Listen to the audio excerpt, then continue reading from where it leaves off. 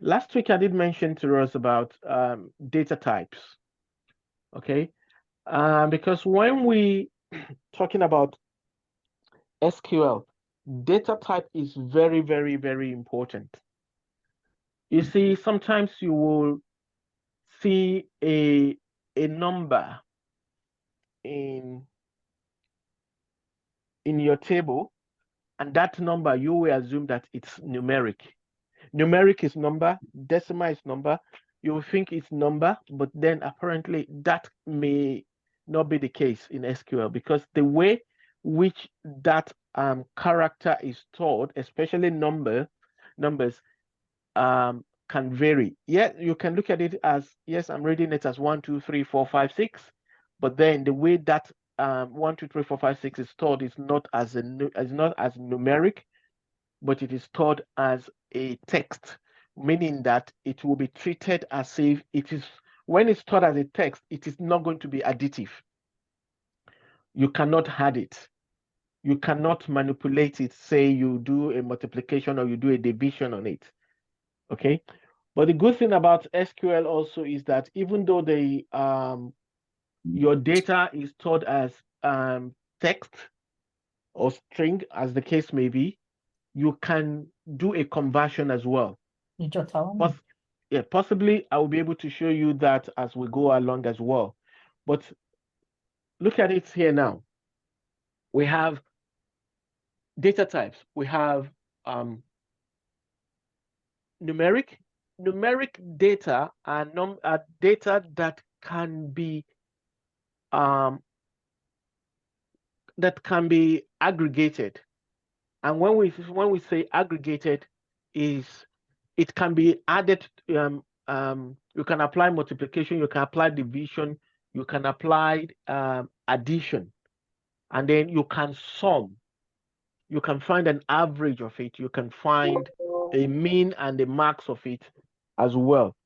Okay, so numeric data are also now split into different types.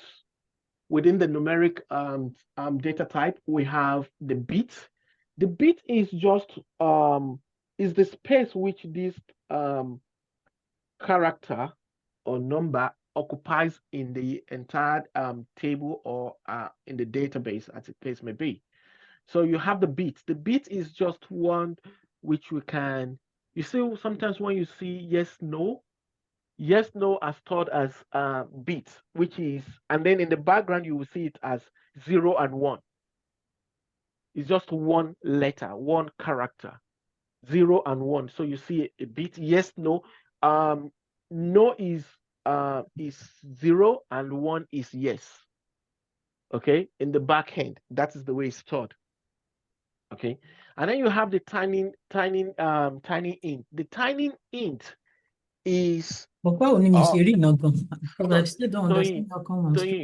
you mute yourself? Sorry. Yeah, who is that?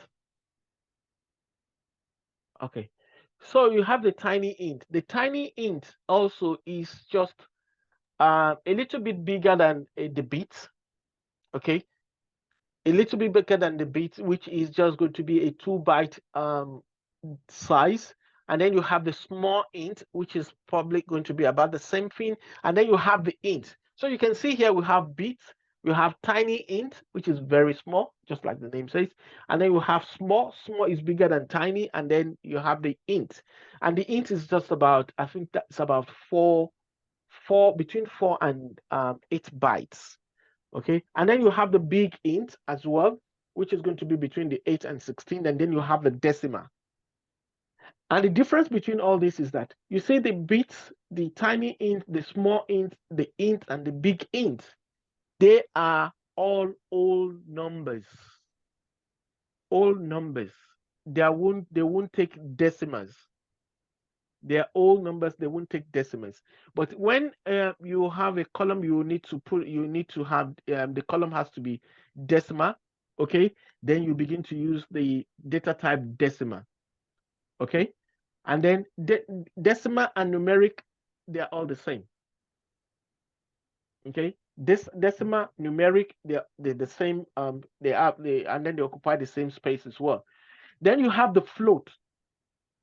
The float here is the kind of data. It can be numeric, it can be decimal. Sorry, it can be it can be non-numeric, and then it can be non-decimal and decimal. Okay, and we use that especially when you are not sure of the type of data that you will be bringing in, especially when we're doing import. Say I'm importing data from Excel into SQL, and I'm not sure what kind of data, just to allow that flexibility. Sometimes it may be decimal, some part of the data may be int and everything. Just to handle that, I will use the data type float, which is a float between all the data types, numeric, not string.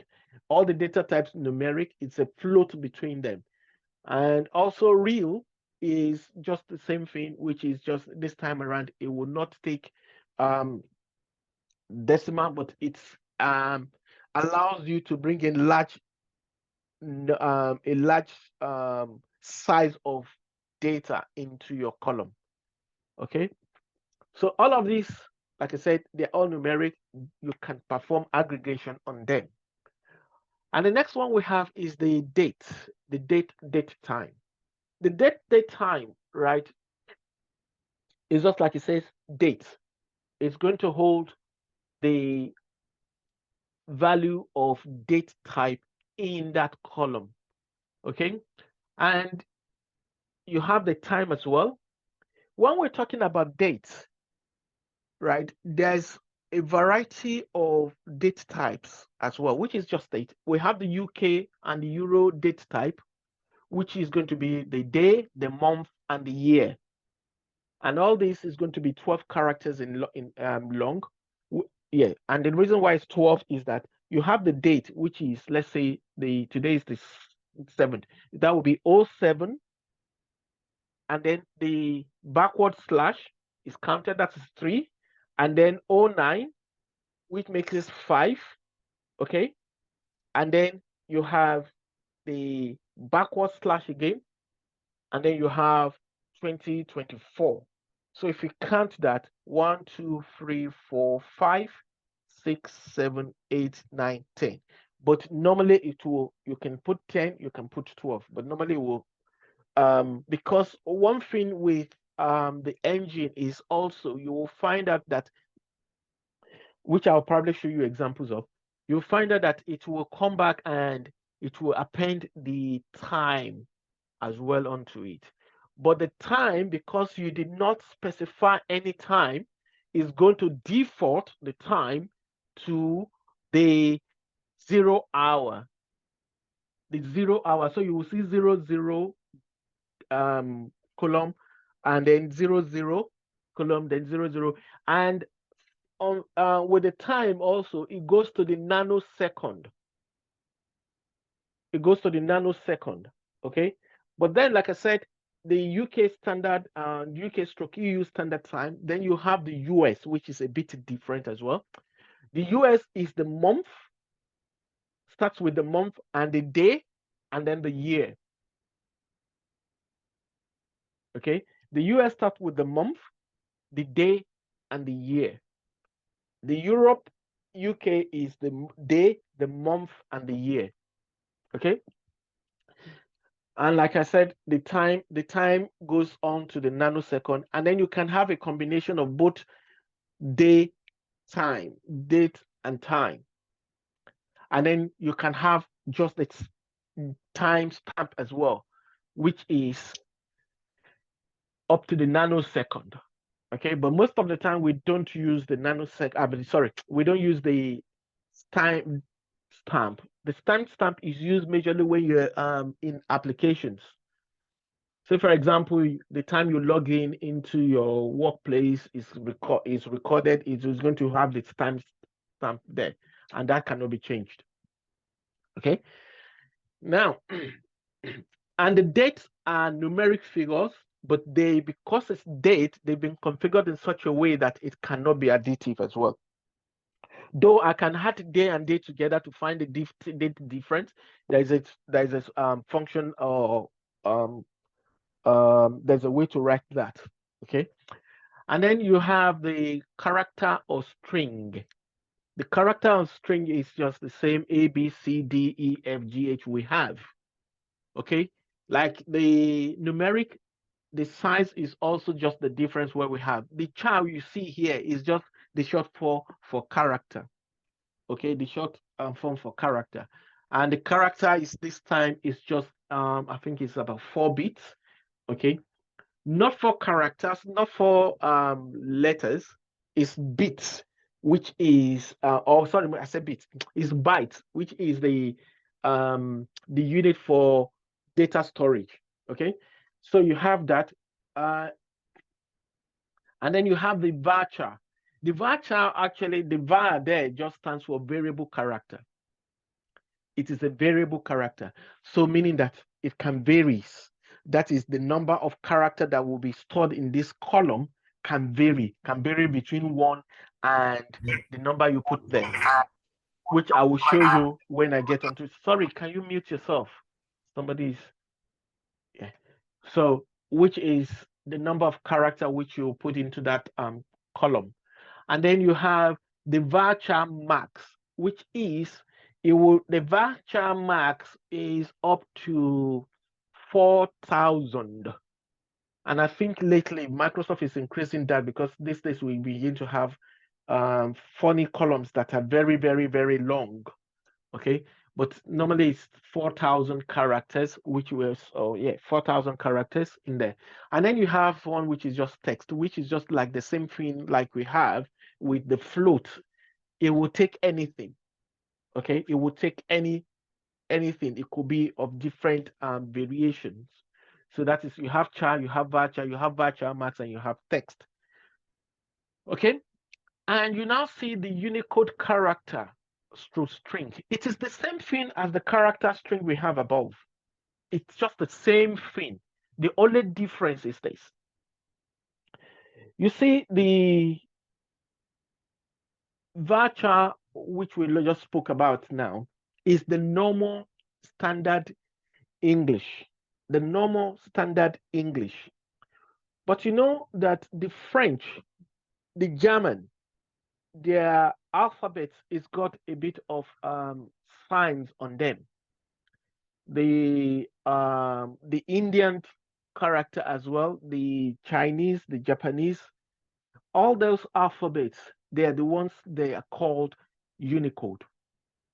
Okay, they are the Unicode character. So if I have a normal standard character column, which is in the British standard, right, and I want to enter data which is in Chinese into that, it will fail because it will tell you it is not recognized. But to get around that, then you use the NVARCHAR, which is the Unicode character. The one above, which I just said, they're the non-Unicode, right? And this one is the Unicode character, which is what is said in here, the Unicode character. Okay, so you have the NVARCHAR, which is just the same thing as the char, and you have the NCHAR, the NVARCHAR, the NVARCHAR max, and the NText. Seriously, within an organization, say your organization is got businesses across multiple regions, multiple locations, right? It's best and safeguard for you to just use the NVARCHAR, the Unicode character, because you don't know the kind of character that's coming. Because like some place where I worked, we have retailers in Russia. So the Russia character is coming in. We have businesses also in Japan. So to handle all those, you just use the Unicode character when you're creating your table. And for me, really, most of the time, it's become standard for me because it's not taking any more space, but it's just become a standard that I use the Unicode character. Okay, and then you have the binary. The binary is, excuse me. is objects. You want to store objects or images, okay? So you can use the binary to store non-character files as well. So that's the binary, and you have the variation. That is the var binary is just a variable binary, and then you have the variable binary max, and then you have the image. And you have also the miscellaneous, which is the club and the blob. The blob is you can store a file like a folder in the blob, right? And then there's a new type of data type which it's relatively new, but it's actually gained a lot of ground. You hear people say JSON, right? JSON files. Yeah, JSON files. So right, and that is how you can store the JSON file. And then you have the XML. XML used to be the popular the other way to store files before, but then it's a bit problematic, and I think that's the reason why they actually invented a JSON file. XML, there's a way to read it. XML has got tags, the head and the tail, or head and the close, whatever it is. I don't used to love it. And then you have the blob, which, like I said, is to store your you can store your folder in there. Any questions on this one before I proceed? No questions. Okay, that's good. Sorry, even before you proceed, sorry. Say that again. It seems you have more than before you proceed, it seems you have more than one class going on at the same time. More than one class? Yeah. Yeah, we have more than one class going on. This is data. This is the data class. We have the business analysis class going on. They are different stream. No, what I mean is because I can hear so many other, like another class in this class going on. I can't hear that. Can anybody hear that? No. No, I don't think so. Yeah, I think this is the only class we have. there's probably you opened your the Zoom twice. So check. You could either have it class open twice.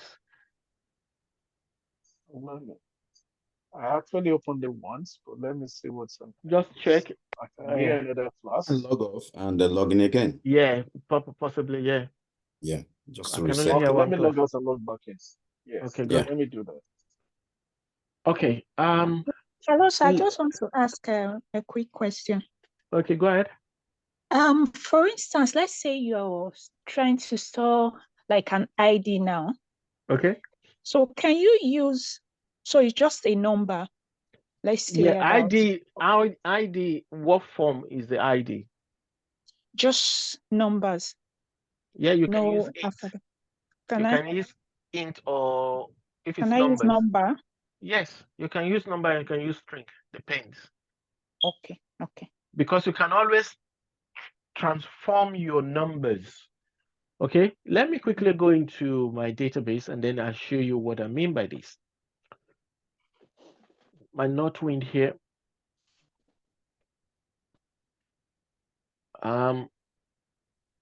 Let's look at customers here. You see here, you can see, let me do this, script that out.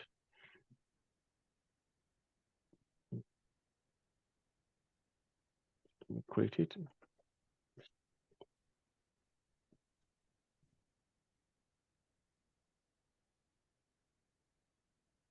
Okay, you can see here, it's saying here, create table, and then, like I said last week, that's the schema, and then I have the customer, that's the name of my table. If I don't put this there, but take this out, right? By default, the engine will put the DBO there because that's the default. It's the database owner. There must be a schema. So by default, the DBO is the schema. Okay. All right. Then here I'm saying create a customer ID, right? I need a column which is going to hold the customer ID, and it's going to be a character. You can see it's just 5 characters in length. Okay. And okay, these ones are the same. I'll go to open another one. So the character is it says N voucher, so it can take any form, either the Unicode or the non-Unicode. It will take that. Okay. So if I close this and then see where I have the numeric, and probably we'll create a table together. No, I don't want to save it. And this one will have it.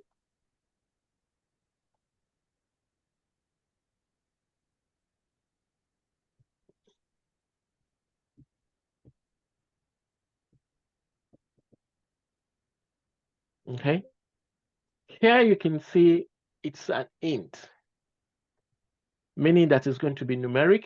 And you see here it says identity, meaning it's an identifier, is a primary key, right? It says identity, and you see 1, 1, meaning that it's going to start from 1 and it's going to increase by 1.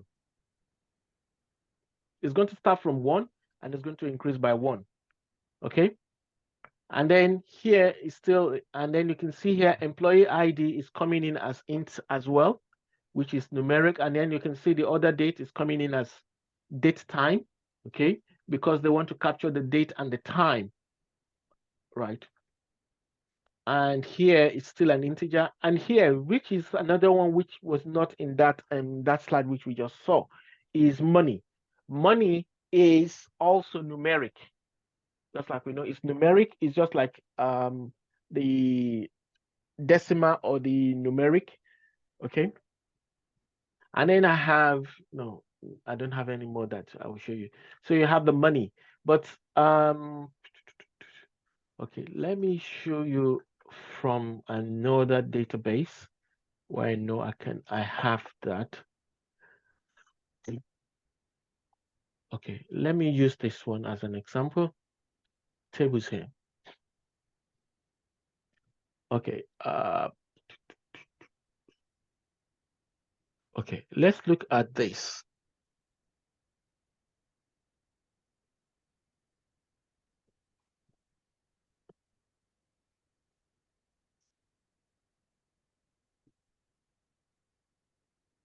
Okay, you can see here there's a variant of data types. We have here is just the date, meaning we don't want the date time, we only want the date. Okay, here we know that the data that is coming in is going to be all non-Unicode, which is the British standard. So you can see that. But here you can see we're bringing in float, right? It's numeric, right? And the reason for the float here is because we're not sure of what is the variance or the variation of the numeric data that will be coming in. So that is why we're using float here. And that means that all these columns to here, they're numeric. Okay. And here you can see it's even saying there is coming in as a character. Okay. So, but just to explain this to you, let's create one new table. Let's go back to what we were before. Where's my file? Okay. Let me create a new one. So let's create a new table, for example, together.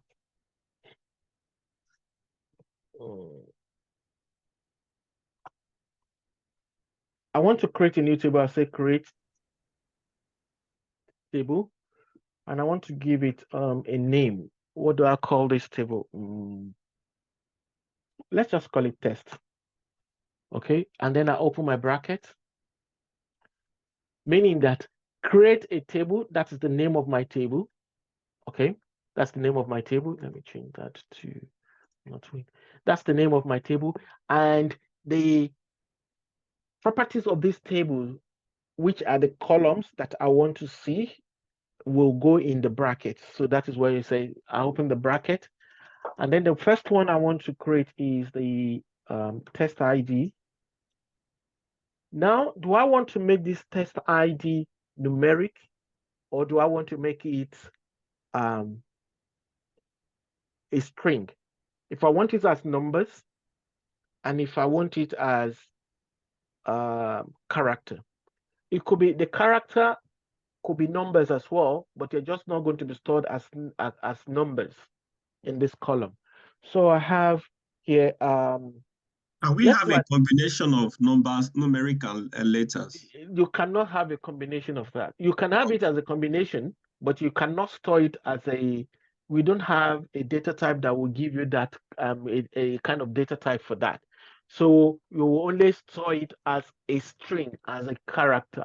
You cannot store it as a numeric.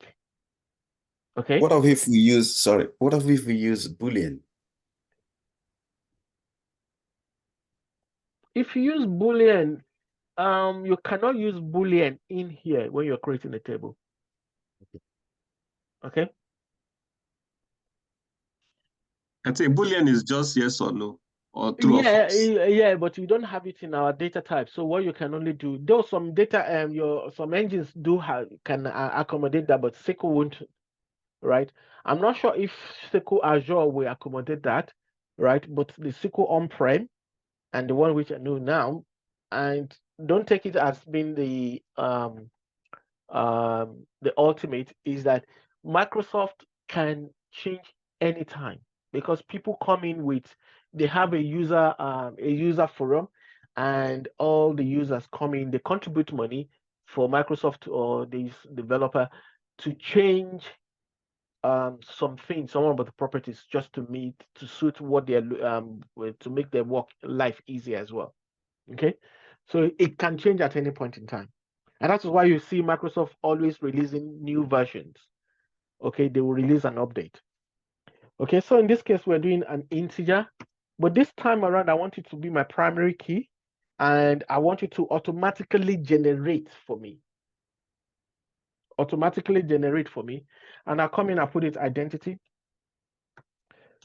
And then my identity now, how do I want you to start? I want you to start at 1 and then increase by 1. And if it's an identity, it cannot be null. So it's going to be not null.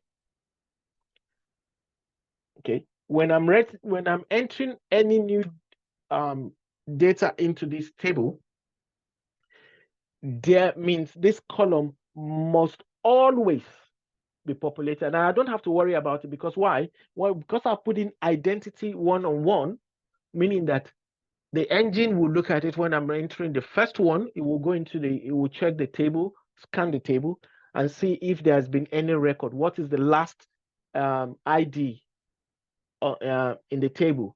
If there is none, then it's going to assign 1 to the data which I'm entering. If there's 1 already, it's going to apply. Okay, you said, okay, what's the last one? It's 1. Okay, 1 plus 1 will be 2. So the next one will be 2, and so forth and so forth. Okay, so here I'll have first name. Let's do that. And this first name now, I want it to be, I can call it a varchar, and my varchar, I now want to give it a size. What is the maximum length for a name? The maximum length for names, also bear this in mind as well when you're talking about name, and standard for name, especially when it's identifying a person, is that it cannot be more than 25 letters long. Okay, so here is this part of, and when I say 25 letters long, it is both the first, last name and the middle name, 25 letters. So in this case, I'll say, okay, what is the maximum length of a name? Let's do it 15, for example. Might be up to or not 15. And here also, do I want this column to be blank, or it has to have a property? I don't want the first name to be blank, so I'll say not null. Not null. And then I have my last name. The same thing. This one I can, just to show you the variance, we can have varchar. And then I'll make this one also 15. Okay, and then it's also not null. Okay. Okay, what next?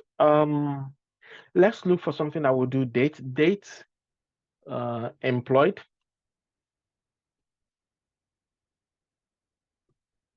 Okay. And that date employed will be date. Okay. And this one also, I don't want it to be null, not null. Sorry, sir, Yinka. Yes, go ahead. You said the first name, middle name, and the last name shouldn't be more than 25, Yes. isn't it? Yes. But the formula you put there, both of them are 30. Yeah. The last name is 15, first name is 15. Yes, I'm saying that it can't be. It doesn't have to be that everything will be 30, right? Okay. But the first name may be 18, right? And the last name may be just few, maybe 6, 7. You understand what I'm saying? So what happens in this kind of situation is that you always have to leave room. And then when you find this anomaly, which is longer than 30, then you go and amend. But because one thing again is that it's your system. Okay? Yeah. But the standard is that they should not be longer than 25. But you have names coming from, especially the Sri Lankans, the Bangladeshis, their names are very long. And these days, that has to be accommodated. Because why? In the past, when this standard was initiated, right, it was only most of the time British people, right? But now London, UK is now a cosmopolitan city. You have people from different countries and you have different names as well. So that is just it. You have some people with their first name and last name is all 4. I have a colleague before, his first name is Lee, L-I, and his last name is Mo, M-O. That's all, Limo. And you have people who are, the first name alone is almost 20 or 20 something. Rajanathan, whatever, right? So this is, but I'm just telling you that you should just bear in mind that the standard is this. Okay, though they've not come out officially to say the standard has changed, but you find out that organizations are actually accommodating this. Okay, all right. So I have the employed, which is that. Let's change that to. Okay, let's put this as promotion date. I just want to show you different variation. Promotion date. So this one, I want to have it as date time. Okay.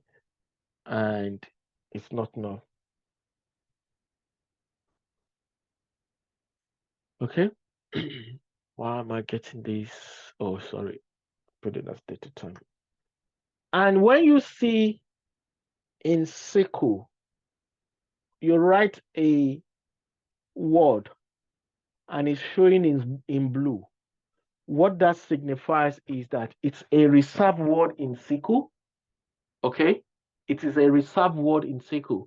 So when you see this blue, you know these ones are reserved words in SQL. And if, say for example, I'm naming a column as dates, it will show me as blue. So for me to actually tell it that it's not actually a SQL function, right? I'll have to enclose it in the square bracket. These ones, the names which I've written here, I can also enclose them in square bracket if I want, like this, like this. I can also enclose them in square brackets like this. Okay. Okay. So here, what do I want to do? Salary. And this one is now going to be decimal. Right. And my decimal now, I want to say, okay, the normal is 18 characters long. And that will take in your billions. The 18 will take in your billion. You know your billion is 9 anyway. 9 figures. But normally say, so 18. But how many? I'm not saying, okay, it's going to be 18 characters long. but I want it in decimal as well. So I will tell it, comma, I said the last two will be my decimal point. So the last three characters in this 18 will be taken by the decimal.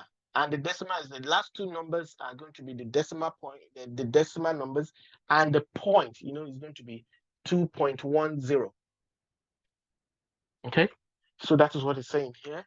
Okay, and this one also, I'll make it not null. Okay, what other thing I want to put in here? Okay, let's put in. Sorry, please, sir. Can you explain something to me? Yes. On the text ID, that's the first one. The identity, you have a one. I explained that. I did. Yes, you said that is it starts with 1 and increase by 1. Yes. Is it that the first number must always be 1? And Yeah, then, like I did say that. I said start 1, so you cannot jump 1. You understand? Yeah, it can be 1, 3. It cannot be 1, 3 because it's going to be 1, 2.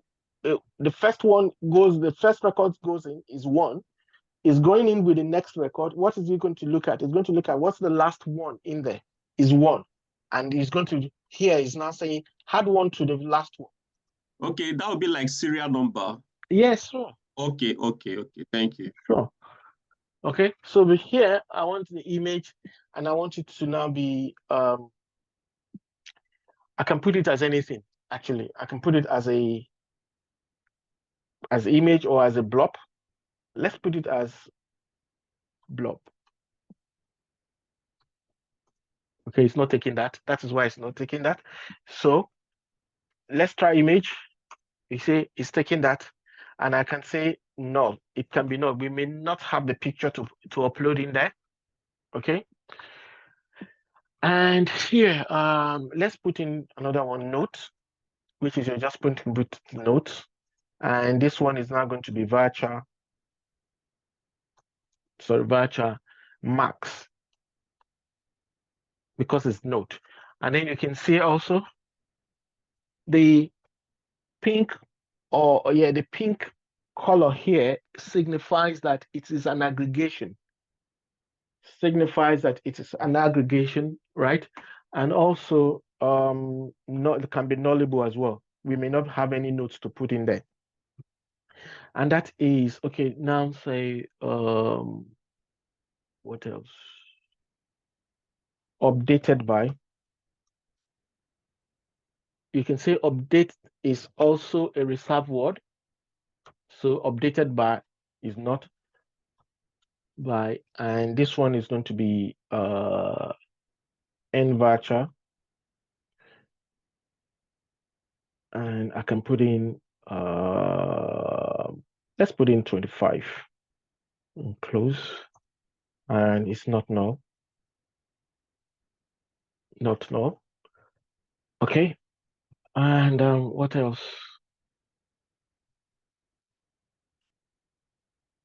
Last modify date.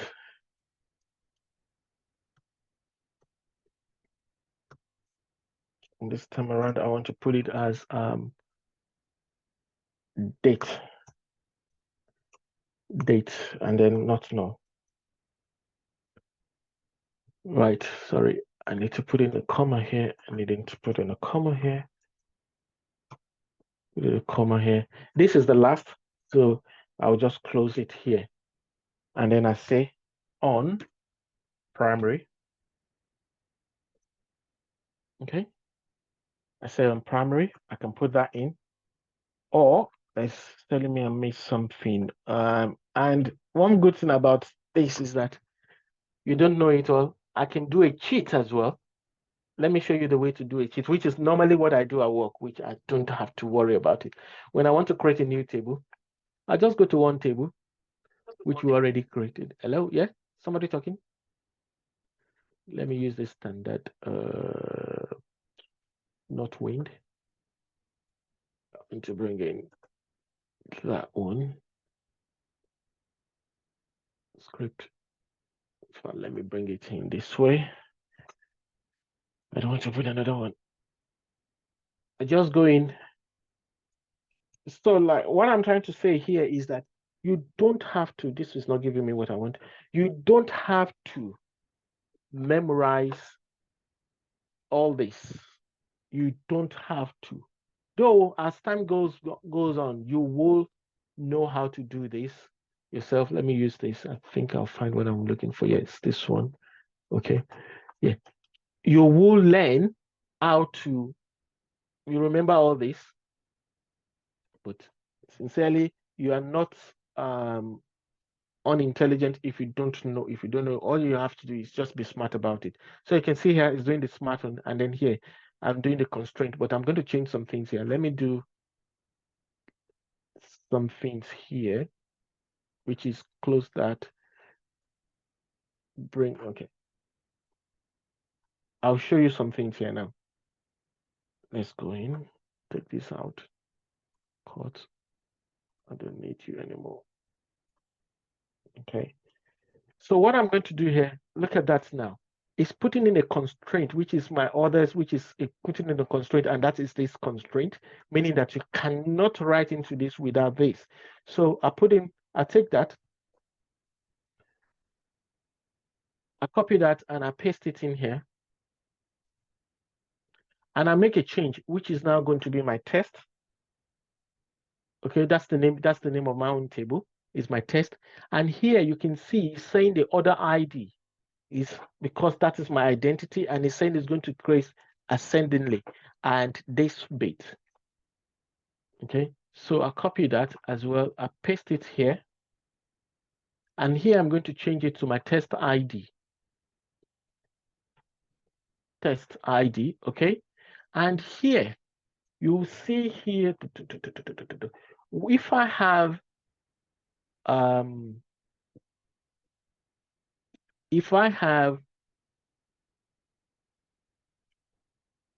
a foreign key coming into here, then you can see here what it's doing is saying alter that table, right? And it's creating a foreign key of this from the customer table. And that is what it's saying, orders table to the customer table. That's creating the foreign key. And the same thing here for orders, which is making a reference. But what I want to bring in here is this one. Where's that? I saw it now. My default. Okay, I can create a default, which is this one. Copy that, and I bring that default here. Did I do this right? Hold on one second. Let me do it this way. Okay, copy that bit. Yep. Okay. I copy that bit. Okay, so I change that to my test. But what I want to bring in here is, you see, I have this employee date. I don't want to use that. This modified date. Okay. I want to have it as a default, meaning that I don't have to, just like the primary key, I don't want to go each time when I'm loading data into it, or the system is loading data into it, or another application is loading data into it. I don't want it to worry about the date and the time. I want it to take the time on the server and put it in there as at the time when the record is being written into the table. And what you're going to do is you're going to create it as a default. So here I have this, and this is going to be my table name, which is my test. That's the name of my table. And my constraint here now will now be this date. It's not going to be this date. For this one, it has put in 0, but my default in my own case is not going to be for that. My default is going to be get date, which is the function that gives me the date. It gives me the date. Okay. Something is wrong somewhere. What do I have? Okay, I know what that is. You know, the two brackets that are open. Yeah, that is what I'm looking at.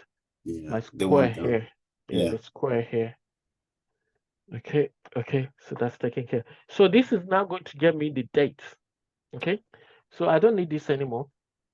Can delete that. I can delete this.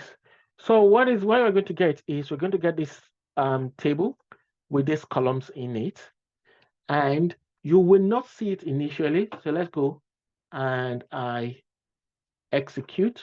So please, before you execute, the upper where you have weight part index, what does those things mean? Because I know that they are commands. This one. This yes, is sir. system generated. Me too. I don't know. Yeah, it is the it is the system that understands that, but it comes. And if you can take those ones off, this whenever the system definitely will bring it back in. Okay. There's something which sorry, I did that, and that is going to be for modified date.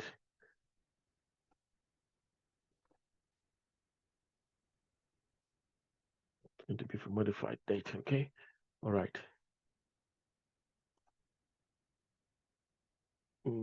Already exists. Okay, if I look at, because I've already done it, it's telling me it's already in there. Just what do we call it? Test. It should be somewhere here. Yeah, that's it here. Okay, now look at it here. Let me do a script here, create.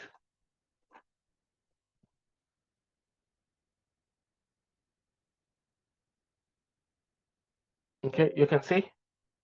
So it's actually corrected it for me. So you can see that now. Okay, then generates that constraint. You will not see that constraint in here or here. One only thing you will see here is that this is my primary key, and you will see the key in there. You can see, you see the key, and it's my primary key.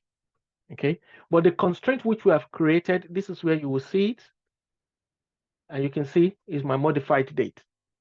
It's telling me, so if you want to see if you have the constraint or not, you will not see it here, but you come into the here, say constraint, and then here you see the keys. You can come in here and you will see that's my key as well. Okay, primary key. So we've created that. Now let's do something else. Now let us insert data into this, and then you see how it works. So for me to insert data into here, I'll show you another one. Come in here, and then you do highlight the table you want to insert data into if you're doing it manually. Highlight, or you want to write the script. The table name, the table name, right click, and then you come into script table as, and then you select insert into, let it open into another window. We want to insert. Okay, let me do something before we do that. I'll do a select star from that table. At least you remember this select star from last week. We do a select star. Let's execute that. You can see it is blank, no data in it at all. No data in it at all. So I'm saying here, insert into, that's my table name. And also you can see here, it's putting the DBO as well. You know, when I created it, I didn't add the DBO, but by default, it always put it there. So it's listed my columns, and then here is saying, asking for the values. So for me, it's just so easy. I'll just do this, copy this up to here, copy. I don't need this one, so I'll take it out, delete, and then I paste it back in here. And I want to, normally I always want to put it this way. So I now do, that's the value I want to put in. Okay, no, sorry, my bad. I thought I was doing an update. Sorry, let me continue, let me go back. Okay, so I'm putting in the values. It's asking me what are the values which I want to put in here. So what I need to do is come in here. The first name, because it's a character, name is character anyway. So what's the first name? Let's use Kamala. Okay, The next name you separate it by comma. That's my first name. The second name is Aris. Okay. The third line is what? Last name, date employed, comma, and the date employed, let's say, was 21st of January 2017, for example. That's the date employed. The next one is promotion date. Promotion date, he's been promoted on the 20th. Sorry, she was promoted on the 20th of January 2000 and when did they get into 2021? 2021, she became the vice president. So that is the promotion date. Our salary, this time, because the salary is a numeric value, you don't put the quote around it, and the salary is now 2 million. 1, 2, 3, 4, 5, 6, 7. Okay, that's a salary, $2 million. Right, and then this picture, it's going to be blank. The picture is not, so it's going to come. I'll put it, if it's going to be blank, you can put it in the quote and nothing in it. And then here, the next one is my note. My note, let's just put any jargon.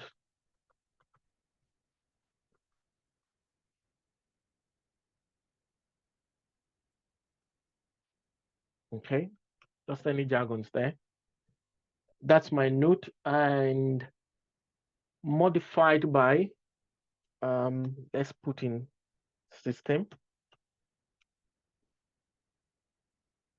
Okay, system, and then the modified date.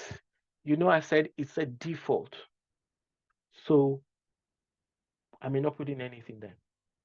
Since the salary is money, can we put comma? Where is the comma is there already? The comma is here. No, I mean to separate the zeros. No, you don't need to. You don't need to. You will see when you load it into the. If the figure is decimal by default, because this is a whole number. Okay, let's assume it is 1 million. No, 1,900,000. 1,900,000. Sorry, what am I doing? 900. 25 cents. Take out these 2 zeros. How many is this? And then we have, I want to count 1, 2, 3, 4, 5, 6, 7, 8. 7 figures salary. Okay. So I put in 0.25. Okay. I put in that. So it's going to be 1.9 million. No, I need to take out 1 more 0. Okay. So I can put it this way. If it's a decimal. Okay. So here, if you like, you can arrange it this way, and you can put it vertically like that. You can do it horizontal or vertical, as the case may be for you. You see here, I may not put in the modified date. Okay, and then I select that and I execute. Okay, it's telling me the value, but don't worry about that. There is more columns. Why is it more? In the insert statement than the value specifying the value. So 1, 2, what did I miss? I'm missing promotion dates, salary, no salary, and then I have pictures, which is that picture is blank, and if not, I can put in, okay, you might not be reading this, let me put that. If it is going to be null, you can put in null. You don't put comma, quote around null as well. You just leave it, just type in null. So that is null. That is my note, and that is my standby. So why is it more? It's not more. 1, 2, 3, 4, 5, 6, 7, 8. 1, 2, 3, 4, The 5, updated 6, dates. 7, 8, 9. Yeah, the updated. Yeah, the updated is this. Updated by is this. It's modified. That is that modified. Yeah, the date is modified. that. Yeah, the modified. I have it as default. So you should take it. Yeah, have it as default. So you should default to that date. If I don't put it, it should default. So let me see what is the problem. It's still not inserting into it. So why? Camilla 1, 2, 3, 4, 5, 6, 7. Okay, I know my bad. Sorry. I have to take this out. Okay.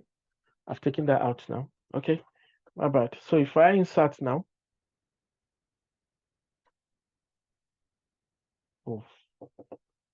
Column converting dates to date time. Which one is date time? Okay. All right. Yeah, you should take that in. This is this. Oh, okay. I made a mistake, and the mistake is this. I'm putting in a default, right, for this column, right? But I put it as date. It has to be because it's going to. Let me tell you what the get date. Well, let me show you what the get date does. Select get date. You will see what the get date is about. Okay. Select get dates, and then let's execute that. And you can see it is coming out as this. It's not 2024. That's the American way as well. No, sorry, that's still the British way. That's the 24, and is the 7th of the 9th, 2024, and that's the time. You can see 13, 33, 44, 4.8. That is the nanosecond I was talking about. This is the second, and that's the nanosecond. And because I've done it as a date time here, sorry, as a date here, is going to fail. So for me to make amend of that, all I can do is come back in here. I'll do script. I'll say, I don't want to write everything from the scratch. I'll say drop and create. So in my drop and create, it's going to drop this table and it's going to recreate it, and I don't have to write much of the script. So you look at it at the top, you say if exists, blah, blah, blah, and then it says drop table, which is delete that table. All right, and here I'm going to change it to date time. I'm going to change it to date time, and that is it. Okay, and that has taken care of that. So I should be good to go now.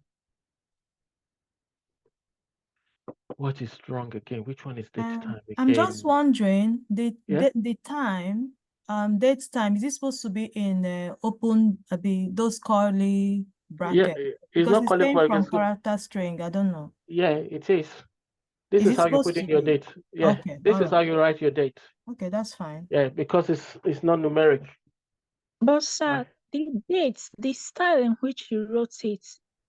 Yeah, the style which I wrote it, this is the normal way. The engine will convert it for us. Okay. Yeah. Okay, let me see what is the issue here. Camilla, blah, blah, blah, blah, blah. Say converting fill when converting date time from character string. Which one? Which of them?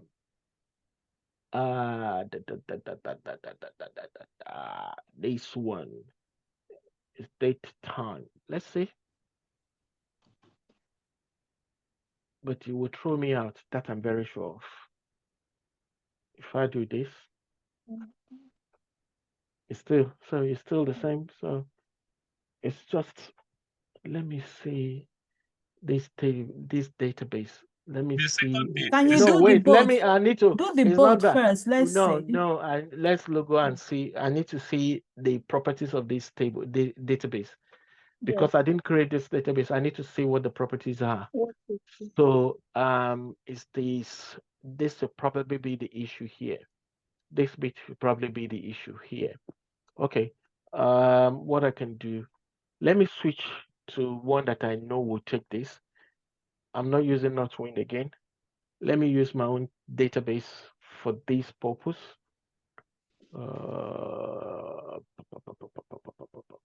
Okay, let's do something. Let me show you what to do to create a database. I want to create a new database. I select new database. And let's call it, what name should we give this database? Suggest? SOM. If I don't have it, okay, SOM S18, season 18, okay? Okay, I'll leave it at default.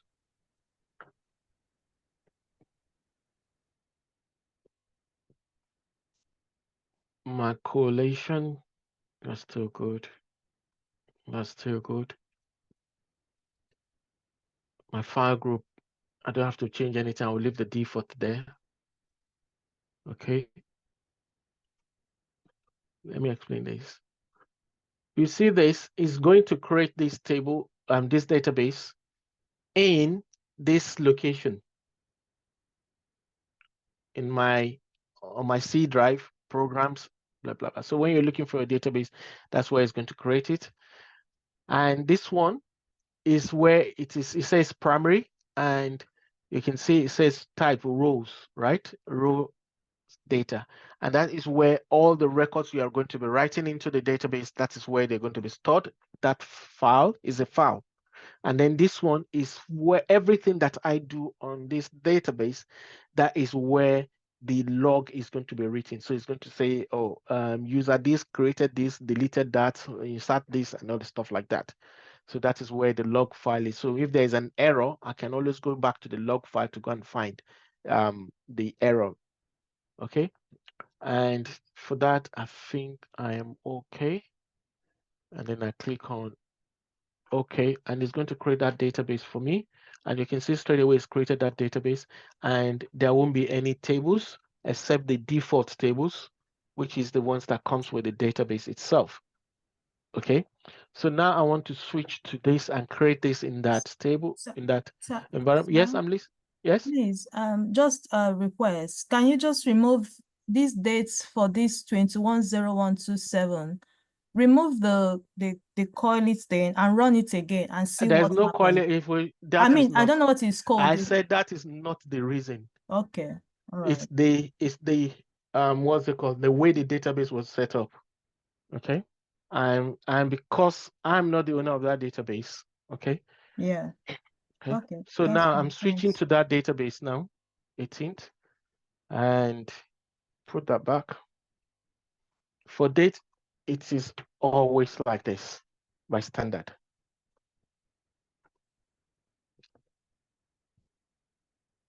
Why? Invalid name object test. Why? I don't have it in here already. Is it where the red line at the bottom is? No, it's the not. DBU and the text. I highlighted. Oh no, sorry. I'm doing the insert when I've not created the database, the table.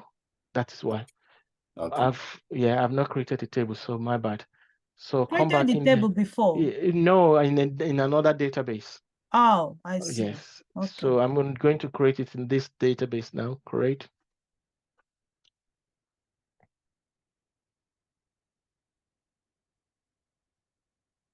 Okay. So here, you see, when you do this, please be careful if to come back and remove this. Normally what I would just do is just delete this. Okay, because it's going to be, even if you change it here, let me go back. Even if you change it here to this new database, right, and you execute, you're saying here, use that database. So it would ignore this and it will still go and use this. So for me, I can just come in here if you want SOM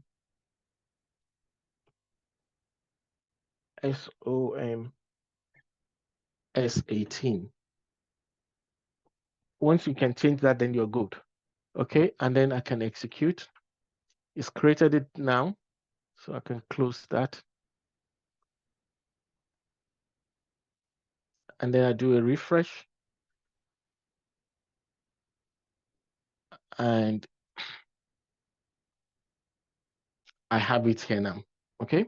So I can now do that and then do my insert into it. It's still why? Why? What Sorry, have I sir. done What wrong? about the 198? Why is there no inverted comma on Because it? because that is numeric, that's numbers. You don't Okay. put random. And it's not telling us, it's about the date, time, character string. What did I do wrong? Okay, let's do, sometimes it's like this. Sometimes.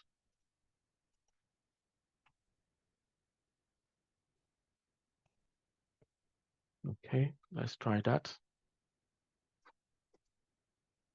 Still. Okay, let's do a test together. Let's change this.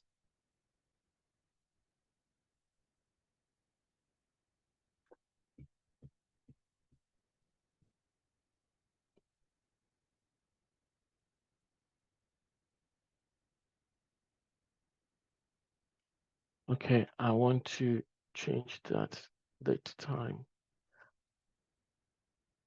Let's see if this one is the culprit. So what I can do, I don't want to retype it. What I'll just do is come in to dash, then meaning that when the engine is executing, is going to overlook this, right? It's comment, we will call it commented out. It's going to overlook it. So it's turned green, meaning the engine will not read that. It will jump over it. Okay, create it again. See if that is the problem. I'm just trying to isolate what the issue is. Okay, and was the promotion we took out. So take that out and then take it out here. Okay. Still the date time. I'll take out the second one.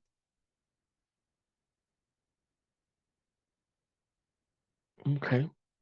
I'll take that out. Take this out. Come here. Take that out as well. And take it out from here as well.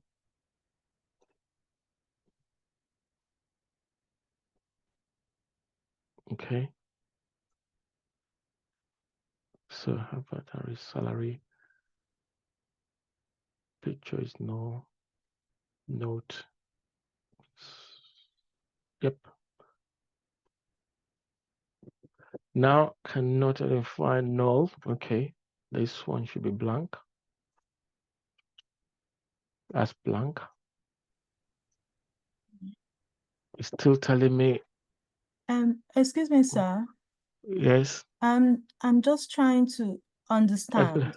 When you start writing this SQL commands, you do insert. Do you need to attach the type of character or the type of string? No, I Data don't have type to. you I'm want doing for no, each of it's them. you're only insert, you're only defining when you are creating the object.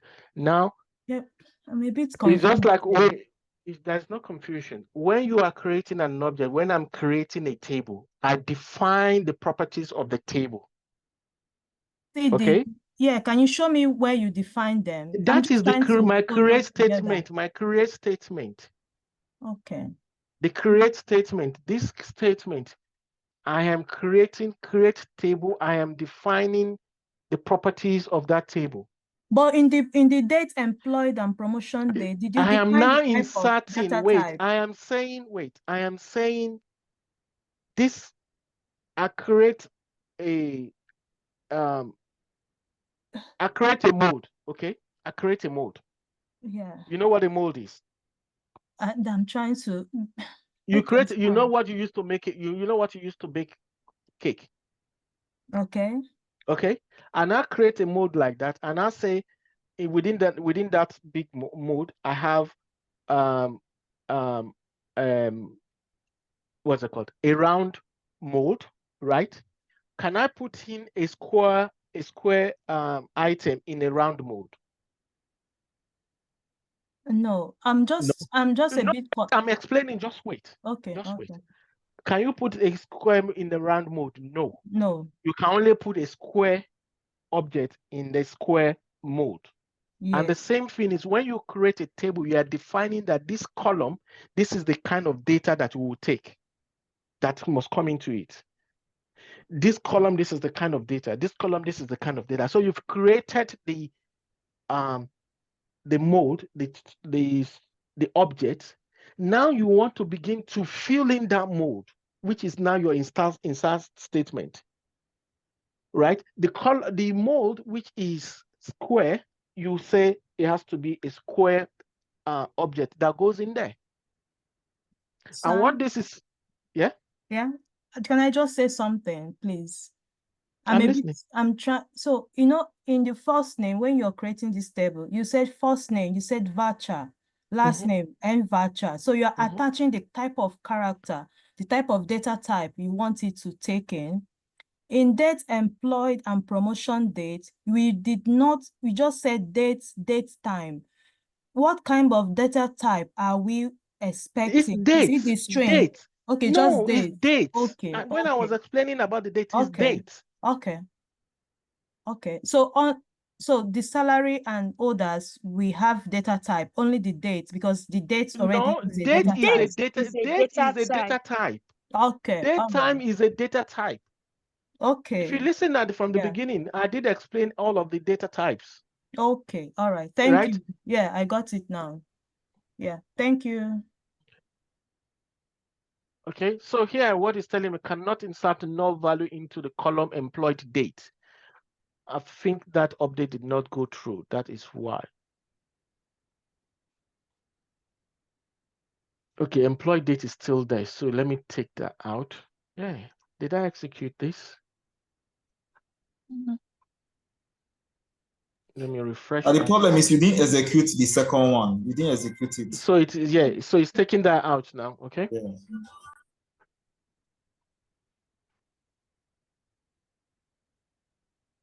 Yeah. Now that isn't gotten in there. Now we want to see. You can see what it is now. You can see I did not put in the modified date, but it's putting that because I've created it as a default. Now, what is the problem with this date? Let's go back. Let's put back this one. And be mindful, when you have data in your table already, and let's say it's a huge volume of data, please, please, please, do not do what I have done here. Do a drop table. It will drop it and all the data in there is gone and gone forever. The only way you can retrieve the data is that if there is a backup of your database. Okay, if your IT guys keep a backup of your database, but if they don't, it's gone and it's gone forever. So please do not do a drop table. Okay, I will show you what to do in that. In fact, you won't have this problem in that instance, or you will not do this in that instance. What you have to do is just try as much as possible. But I think I get what is actually happening here. Okay, come back in here, and then I execute. So I have refreshed that. You have my employed date there. You see now, if I come back in here and execute this, it's going to be blank because I've dropped the table. Okay. So here I put that in my employed date, but I found out what the issue is. Put that in back, and then it wants me to put it this way: 2024 09. No, sorry, 2017 09. And you see, this is not a standard. Let me say this again, please. This is not a standard. And why I said that is this. Some database or some database engine, right, would take the format which I put in previously. Some will not. And you will not know which one will take it or which one will not take it. So you just have to do a trial by error in this instances like this. Okay? You just have to. Okay, let's try this if this is going to work. Okay, you can see it's the format of the date. So meaning that it is reading it from the front rather from the back. And also if I execute this now, and you can see. All right, so we can bring that back in now. I am going through this so that you can understand there's not one way to skin this SQL cat. There's so many ways, so you just have to find out depending on the configuration of your database. Okay.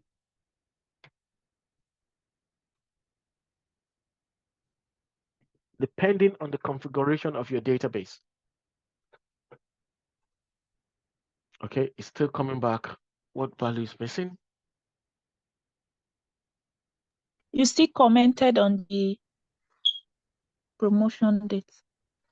Yeah. The comment is still. Yeah, it's not coming. That is the square bracket. So you've not removed the promotion date. Double dash. Oh, sorry. Yeah, thank you. Thank you. Something is missing. Okay. You didn't put the comma. Okay, Zara. And that is it. So we have it. Okay. Now, you can see the difference between this and this. Because this is now, the promotion date is date time. But I did not specify the time. So it's going to put it as 0 hours. And this last bit, which is the 000 here, that's the nanosecond. That's the second, and that's the minute, and that's the hour. Okay, by default, and you can see that in here as well. Okay, now for you to understand how the identity 1 + 1 and then incremental by 1 works, let's do this. Who is this one? Who should we use here now? Hear me.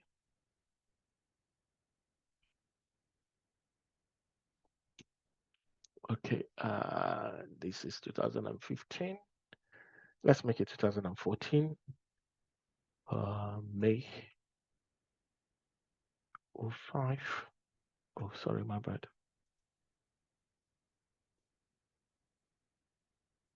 05. Let's leave at that date. It was promoted about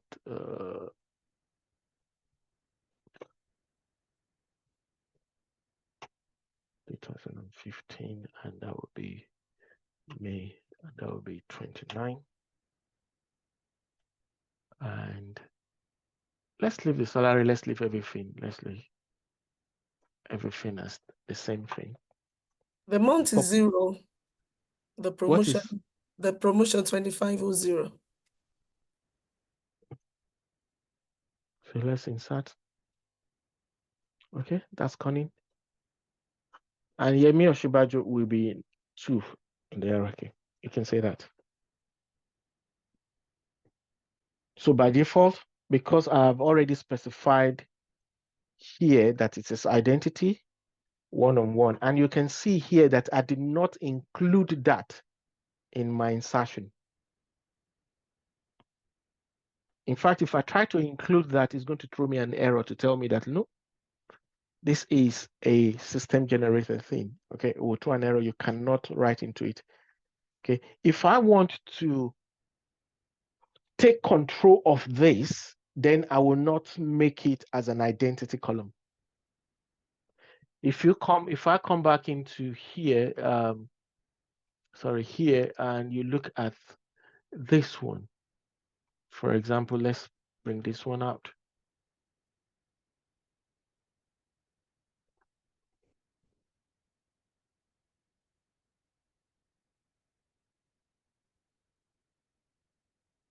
You can see that this is an identity, is the primary key as well, but it's not made as an identity column.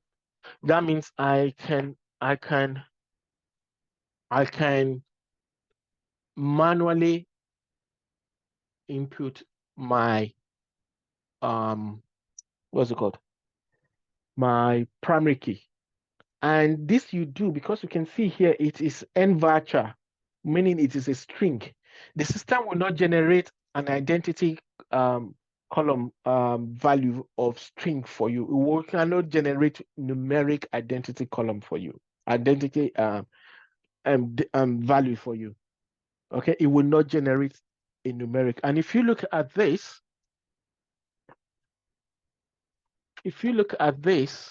let me do a select top. Okay, you'll see that the identity column, you can see it's a string. There's no way the system can generate this for you. So that means it's business identity created. So you just have to provide this value. But for this one, it that means you're telling the system to take over. That's what it means. Okay. Any questions?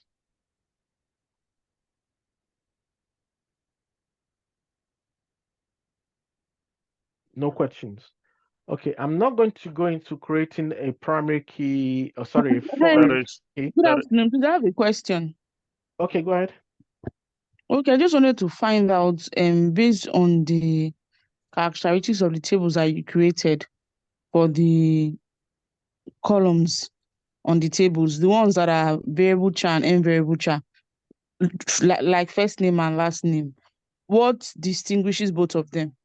Nothing. Like I said when I was explaining about the data type, I told you, I said nvarchar and char, they are the same thing. The only difference is that char will not accommodate foreign characters like the Japanese alphabet, the Chinese alphabet, the French or the German alphabet. Char will not accommodate that. But nvarchar, which is the Unicode, will accommodate that. So it's safe for you to use nvarchar, meaning that it can accommodate both the Unicode and the non-Unicode. Okay. So I only demonstrated. Wait, sorry. That's the same thing, which is what I'm explaining. The same thing. Varchar and nvarchar. They're all the same thing. Okay. They're all the same thing, but varchar will not accommodate the Chinese alphabet, the Japanese alphabet, the Indian alphabet. Even if you're Nigerian, Yoruba alphabet. You know the Yoruba has the signs over like E, right? They're different. Yes. Yes. So the varchar will not accommodate the it will accommodate the E. But for you to accommodate the you use the nvarchar. Nvarchar. Okay, all right. Okay. Yes, thank you. Yeah. Any other questions? Okay. So I will just show you quickly if you want to show you when you're creating the primary key. If you want to create the foreign key, which is what we have in here. Let's look at I don't want to use the big one. Okay. That's the employee. No, sorry, that's a different one. I think it's this one. Okay.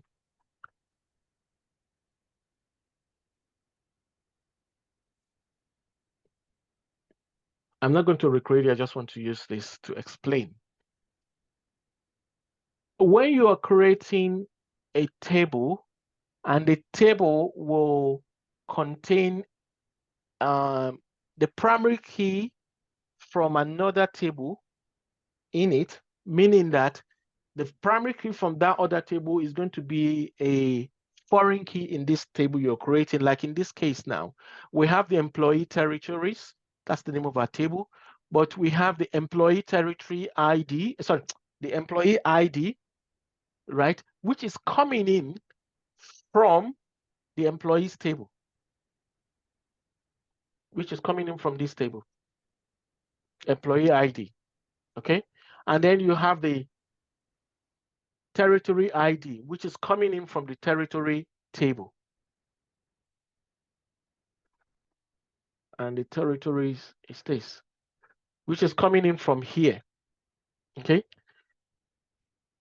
And what you do in that case is that this table is not a full table. We call this kind of table a lookup table. And how do you have a lookup table? I told the primary key in a table is actually unique. right? A primary key in a table is actually unique. It's a unique identifier of that record. There will not be like the table which we just created and inserted into. I will not have 2 rows that will have the test ID of 1 or 2.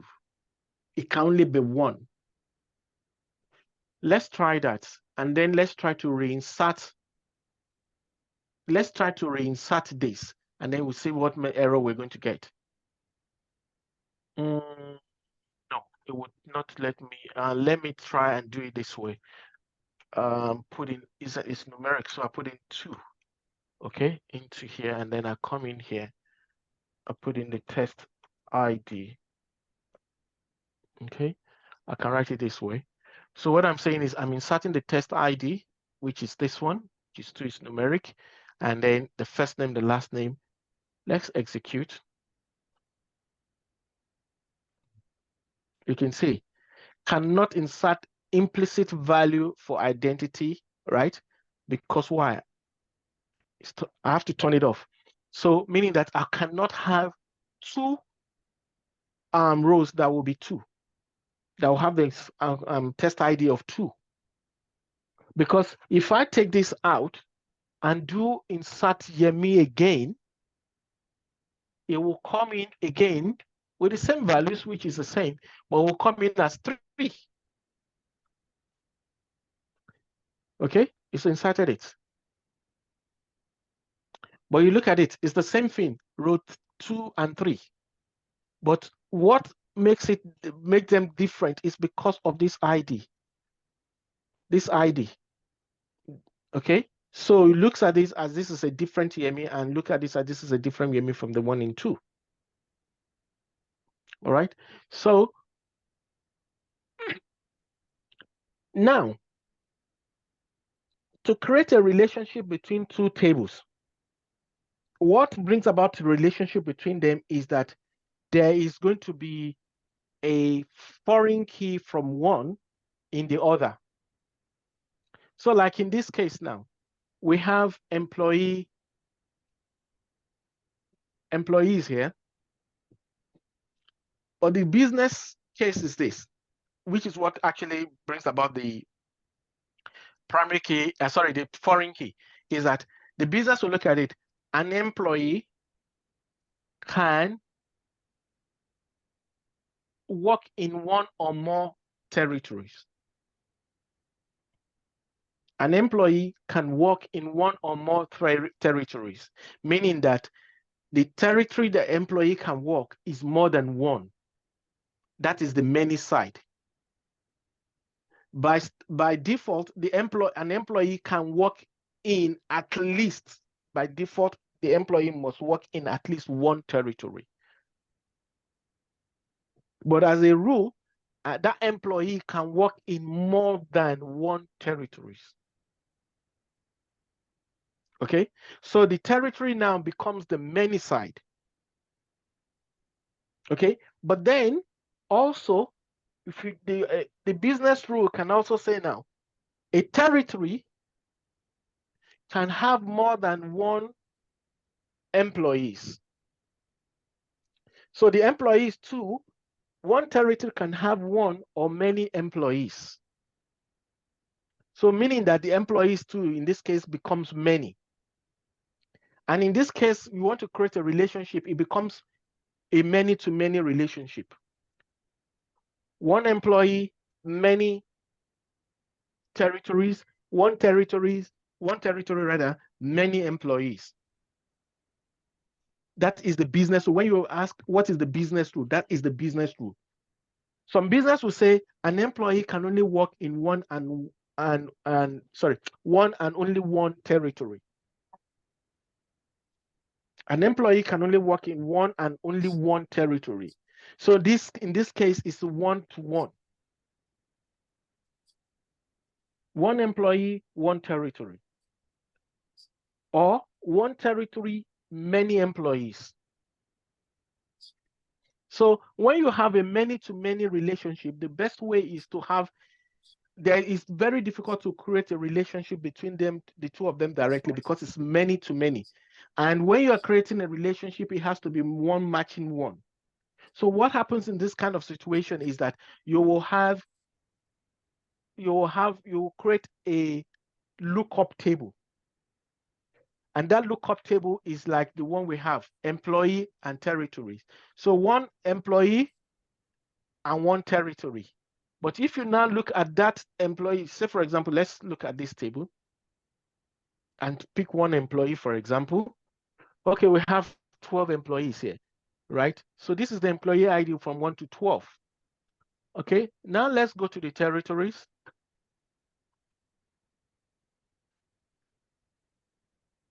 And this is the territories. And you can see, so this is my territory IDs, okay? But it's not telling me which employee is here because this is just giving me the list of all the territories.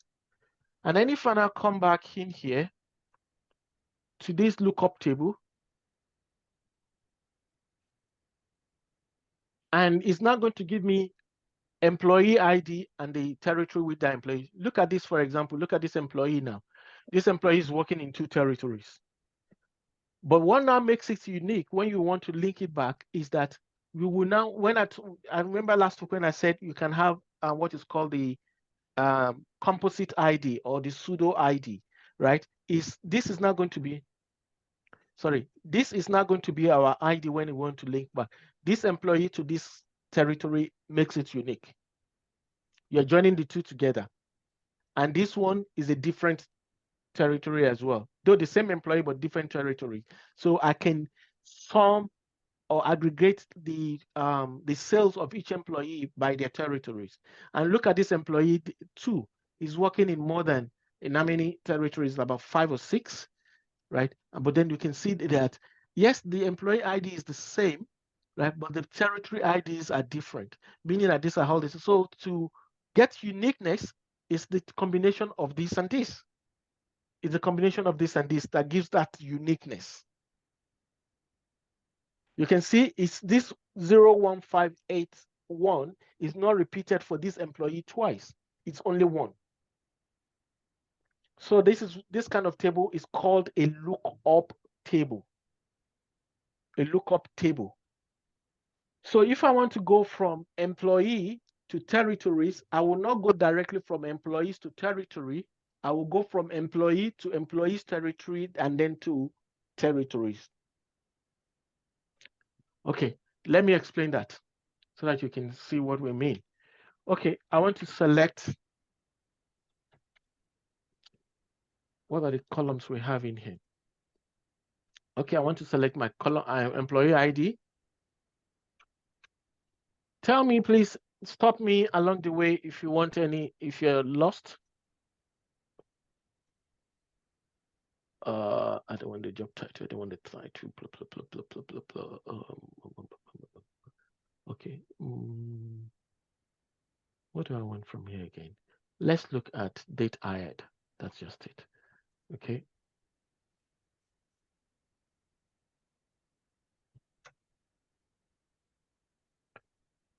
Though I've not taken you on joins, but I'm going to be using a join here now.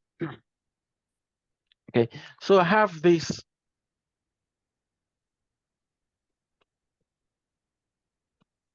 from the employees table. So I have this from the employees table. Okay, so I think I've not taken you as well, this one. I want to, because I'm joining more than one table together, I have to alias the table to give it a short name. Okay, in this case it's employee, so I'll just give it E. I can put it as this one as E, or I can put it as just E. By default, the engine knows once it sees the end of the name and it sees a letter or a combination of letters, right? It understands that you are aliasing this table as this. So if I run this as it is right now, it will work. But when I begin to join other tables to it, it will not work because it will tell me that it's going to be ambiguity. So what I have to do is I have to append sorry, I have to prefix rather all the columns from that table with the alias of the table. So in this case, it's E dot, okay? I can copy this and then I can. So now I have now alias this table as E. So if I execute, it's going to return back the same thing. So now I have this table and I want to now go to the employees territory. This is my employees territory, but you can see there's no key for me. Let me even do this. Select territory ID, and I need just the territory description.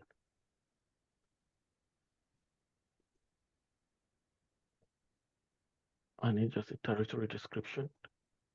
I don't want the region for now. From territories.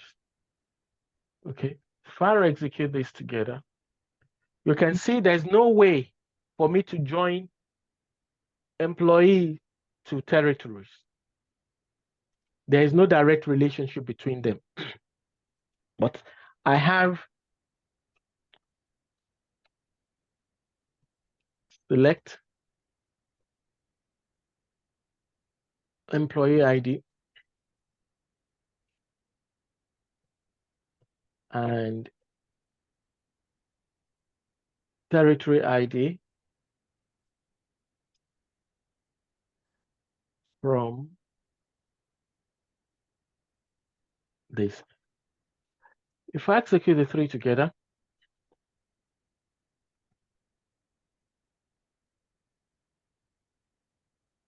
okay, now you can see there is no direct relationship between this and this, but I have here, so let me move this, which is the lookup table between the two of them.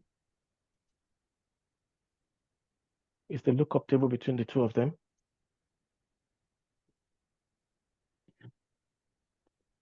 So you can see, I can from employee go to employee territories, and then from employee territories, I'll go to, from here, go to the region, or territory rather. So now I'm going to be combining now, which is going to be the join. I want to move this a bit forward so that I can do my join correctly. Okay, so I have now going to say, I'm going to do, I will not explain the join in details for now. I'll just do inner join for this. I will explain when we get to joins. And I'm joining to employees territory. And I'll call it employee territory ET. And I say on ET dot employee ID, which is the relationship between the employee territory and employees table, and E dot employee ID. Okay, and I'm not needing anything from there. Okay, I'm not needing anything from this, but I have joined it together. It will still return back the same thing for me because I've not done anything extra. So now I want to go to the employees. Sorry, I want to go to the territory to find my territory. So I'll come back in here and I'll say inner join.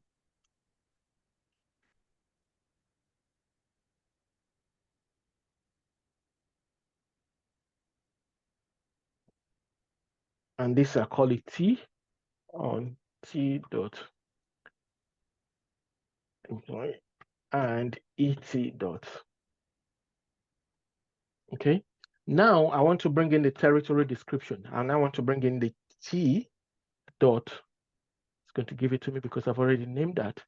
And now I can see. Okay. And you can see now, it's not giving me. So you can see this employee one, Nancy, she works in Milton and Newark, right? And then you can see Fulham. You can see all the territories where he's working or he has worked, okay? Because all this, so it's still, yeah? So this is joining, and that is the essence of creating relationship. With Excel, you cannot do this easily. You can't. Okay. When I get to joins, then I will explain the different type of joins, because there are quite a few different types. We have the inner join, we have the left join, you have the right join, you have the full join. Okay, I will explain the difference to you and when and how to use them. Okay, any questions on this? Yes, please. Okay. Sorry, sir. Well, I'm just a bit confused, like completely confused. Okay. Are we talking about the assigning primary keys, secondary No, keys, or we are going into inner join? I'm a bit confused. I don't know where this we is are. not assigning primary key. I explained to you what a primary key is Yeah, and what a foreign key is. And now the reason why you need a foreign key and a primary key. Oh, okay, so with this command you gave, is it from the primary keys that you're getting them, or you gave another command, inner join? So I'm a bit. I said, don't worry, I just use this to demonstrate. We've not gotten into joins. Okay. I'm just using that to explain to you that I was explaining about this table, which is now our lookup table, because why? The primary key, this is the primary key. This is a composite primary key, really. If you look at this table, you see the two are primary keys. Yes, that's my question. Because, when do we assign the primary keys? That is what I said. If you listen to what I said, is a lookup table, which is a bridge between the first table and the second table. And you can see this table do not contain any other column except for the two primary keys joined together to form a composite key. Composite primary key, rather. Okay. Yeah, these tables are already is a database already there. It's already created, yeah? Yeah, it's already created. Let's say I am someone doing it and I want to create, the first way where you showed us creating tables and how to insert that was very helpful, because I was able to understand from the back end how it works. Now, assume I'm doing it on my own without using from the database. How do I you do it on your own without the database, because you can only create this in the database. Yeah, but how can I assign the primary keys? Like, it's just the same thing, which is I showed you the script for it. Oh, okay. I must have missed it. Sorry. Yeah, I showed you the script for it. But if you didn't see, look, come back in here. I said I was not going to go deep into this one. Okay.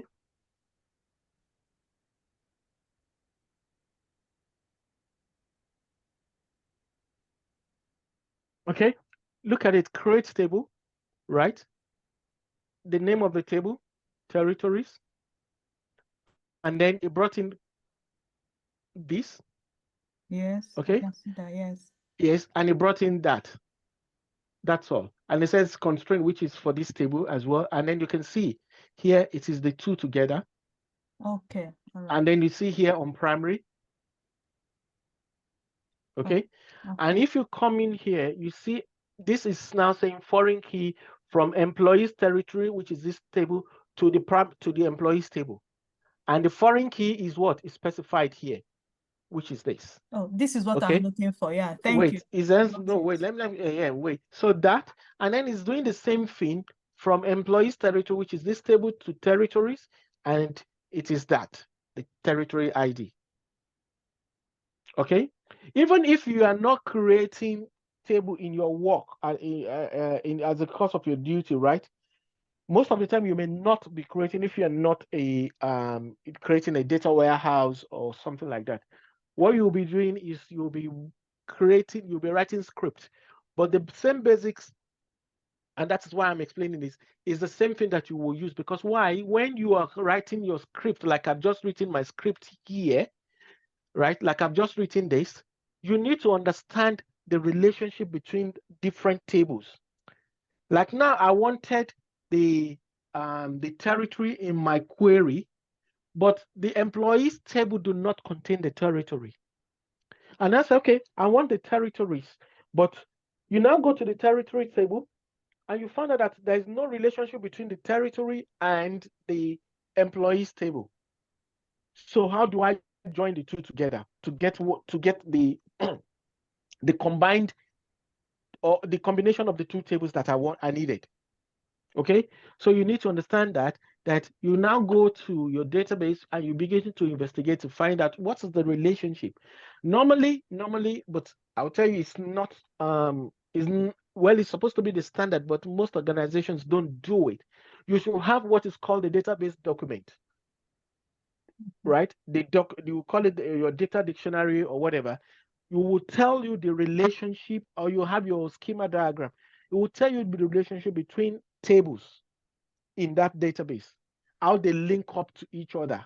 Okay, but in most cases you don't have it. Some organizations, they're good with it, they will have it. Some don't. Like in my workplace, we don't have it, and it's taking me a long time, not just me, anybody that's coming to it's taking us a long time to actually understand the relationship, the dynamics between the tables in the database. Okay, but I'm just saying now, so if you see this kind of a situation, right, in my workplace we have, maybe I'll bring the script here next week, right? You have the script that says column hunters, right?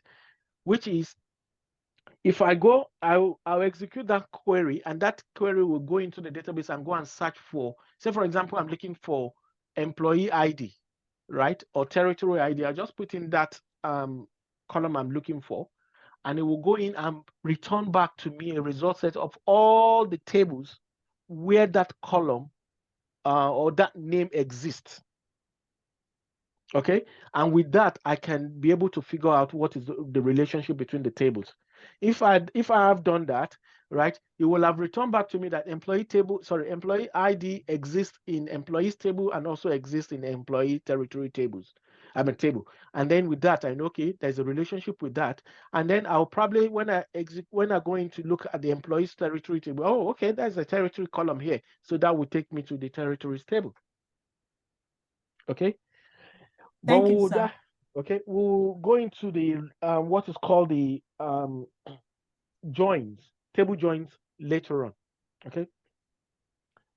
Any other questions? I have a question, please. Yes. Yeah. There's something I don't know if there's a gap. I don't understand. Now, I've tried installing the.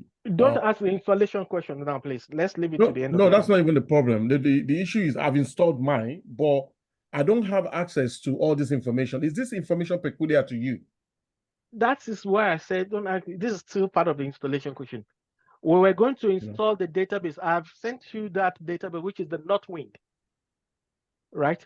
But you have to have your SQL server installed and your SSMS installed before we can do a restore of your backup file, which is the database. Okay. All right. Yeah, cheers. Any other questions? All right. I hope it's not confusing. Mr. Oluwale, you were saying something. I said definitely it's confusing. Okay, it takes time to get used to. What is the confusion? Let me try as much as possible to demystify. Well, as a mathematician, I know that when you're hearing something for the first time, it takes time to actually, absorb it. So I know that if I go back to the drawing board, it won't be as confusing as it is now. But right now, it is confusing. I have to be honest with you. Okay. But I know it takes time. Practice makes perfect. Okay, good. Thank you.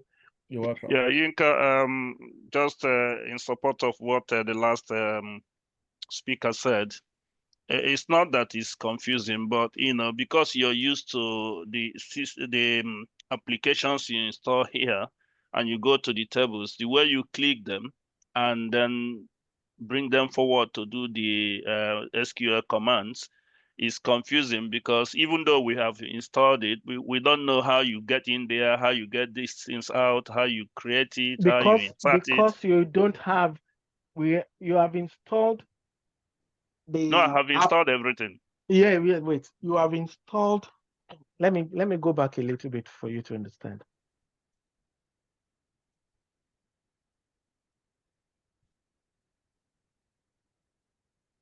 Okay. When you get your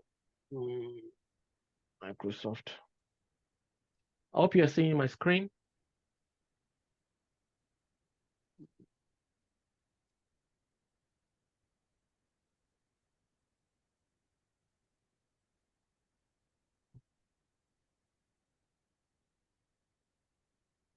Okay, that's certification.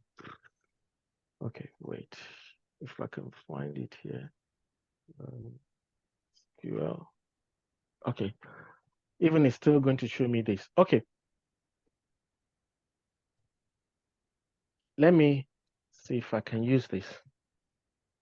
It wants to install and I don't want to install. Okay. Let me open a folder. You see the file which I say you should download, which is the SQL Server 2022. Okay. Once you watch that video, which I posted the link, you will install that software. Like right now, all you have just done is you just downloaded the package file, right? It's downloaded the package file onto your local machine. You now need to do an installation of that package file. Okay. Once you install that package file, right, you'll have it here.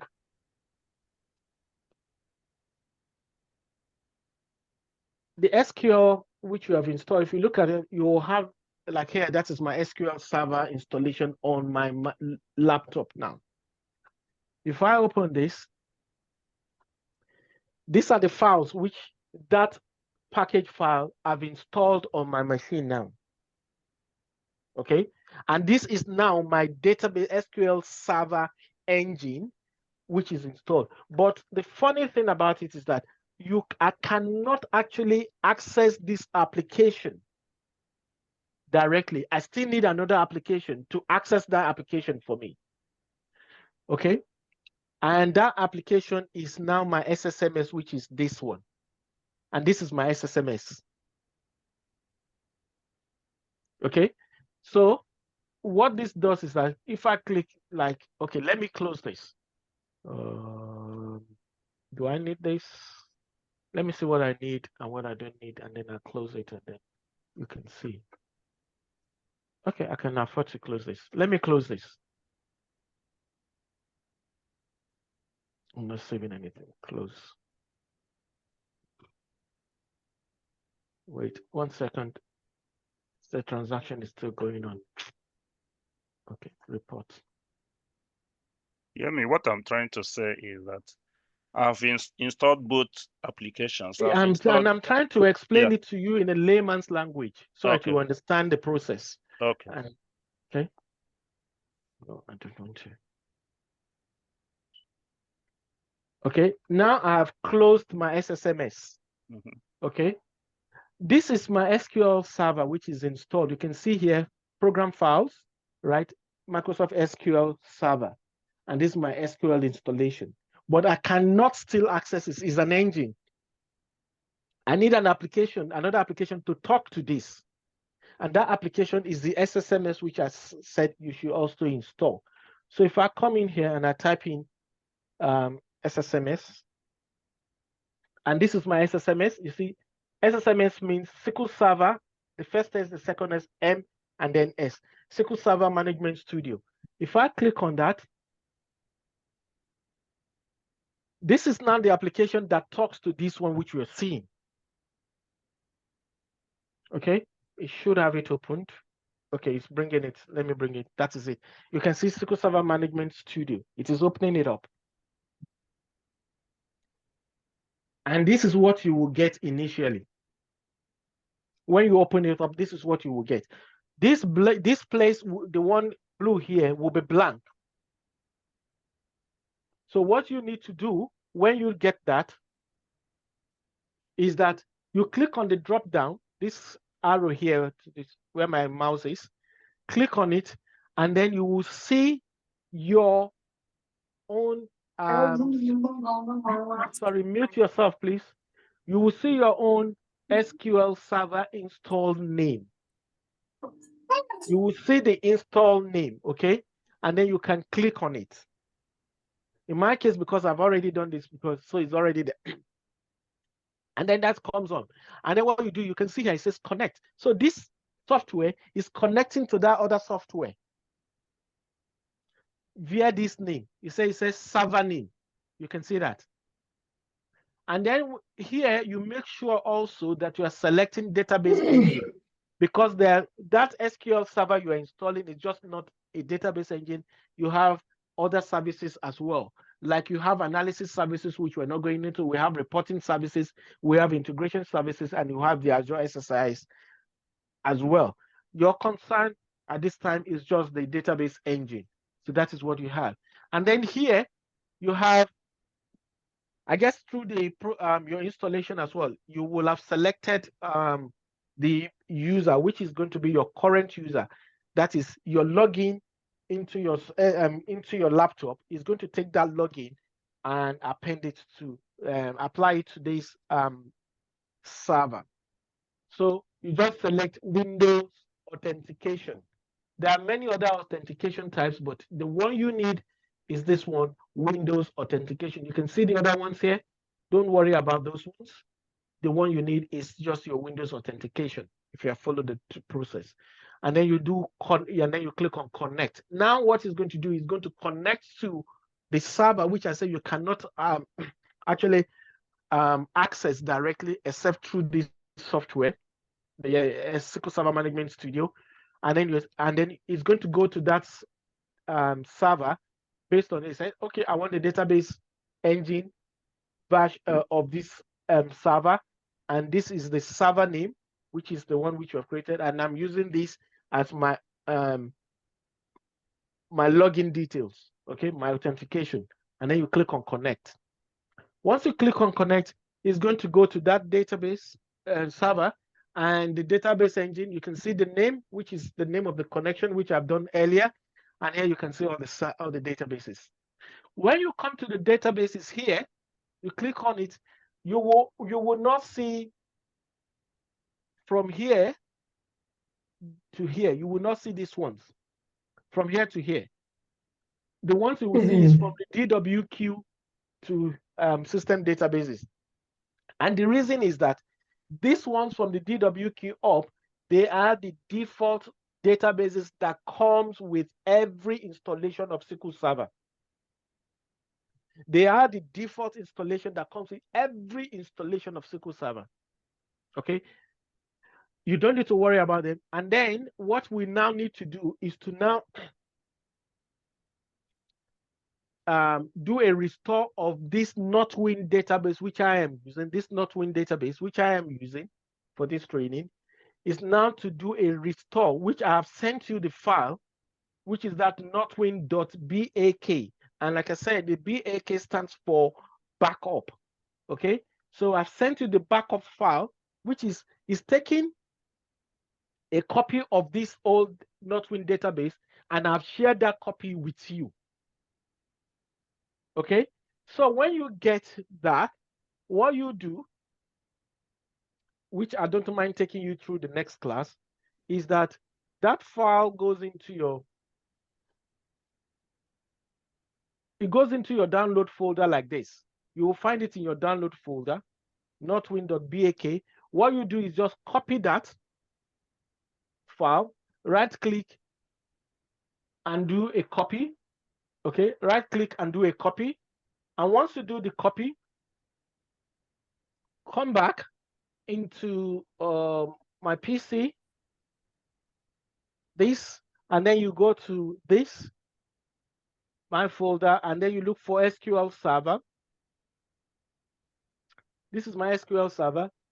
And then you look for, you may have 2 or 1, but you look for the one. In my case, I know it's this one because it's Moloney, that's Moloney Street, and that is MSQL, right? The one above is MASA.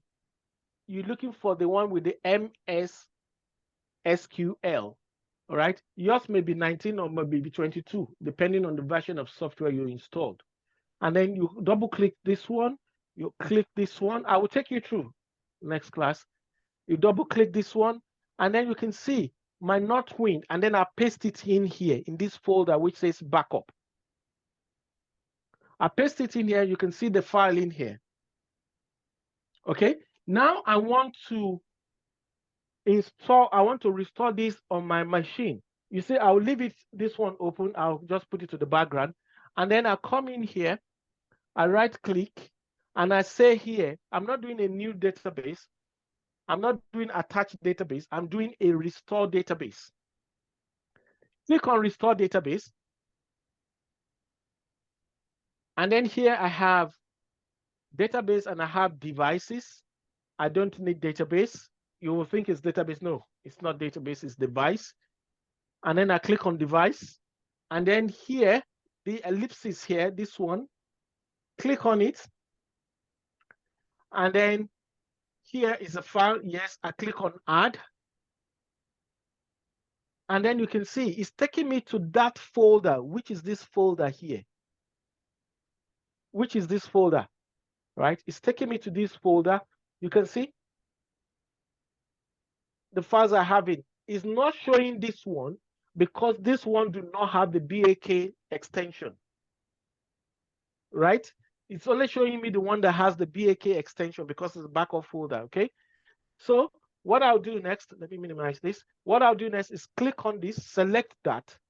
You have to highlight it. You highlight it and then you click OK. And then it's telling me this is where the backup file is. Yes, I'm happy with that. Highlight it also here. Please highlight it also here and then click on OK. And I'm ready to now install it. It's not telling me that I want to install this. That's the name of that database. And I want to, you see, I do not have SQL server. I'm sorry, I do not have Northwind_SOM before. So if I click on this and say OK to this, before I do that, watch this place. You do not only have one Northwind.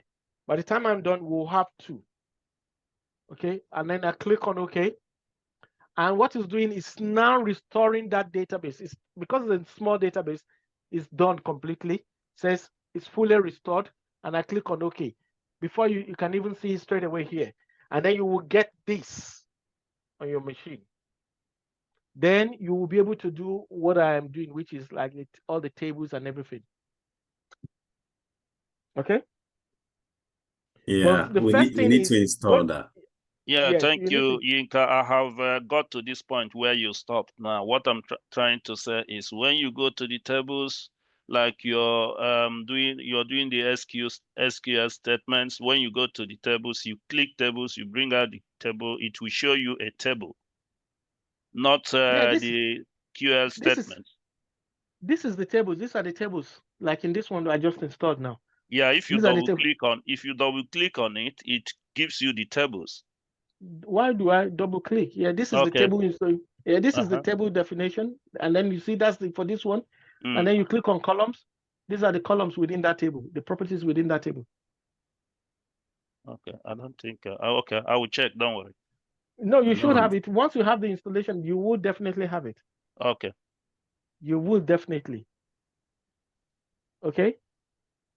All right. Thank you. Okay.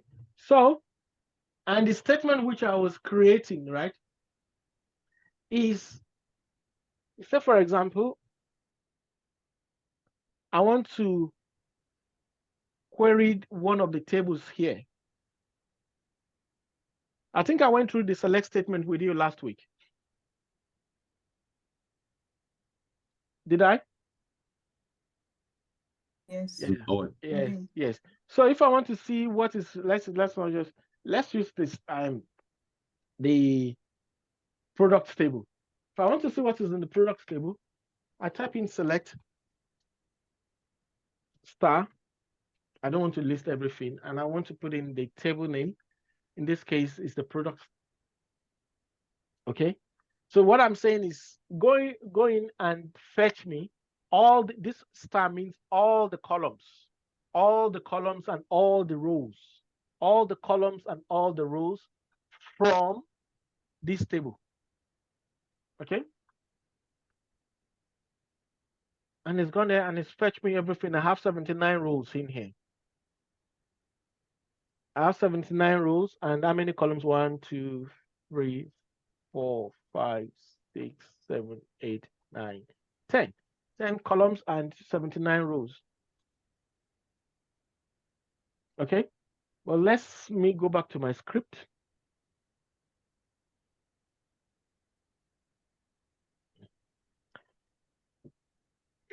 So, which is what we've just done. We've done the select. I think we've done all this. We've done the distinct as well.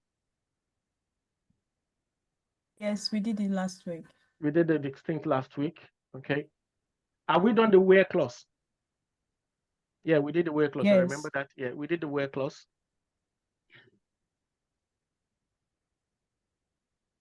Okay, I think we're going to start from the order by.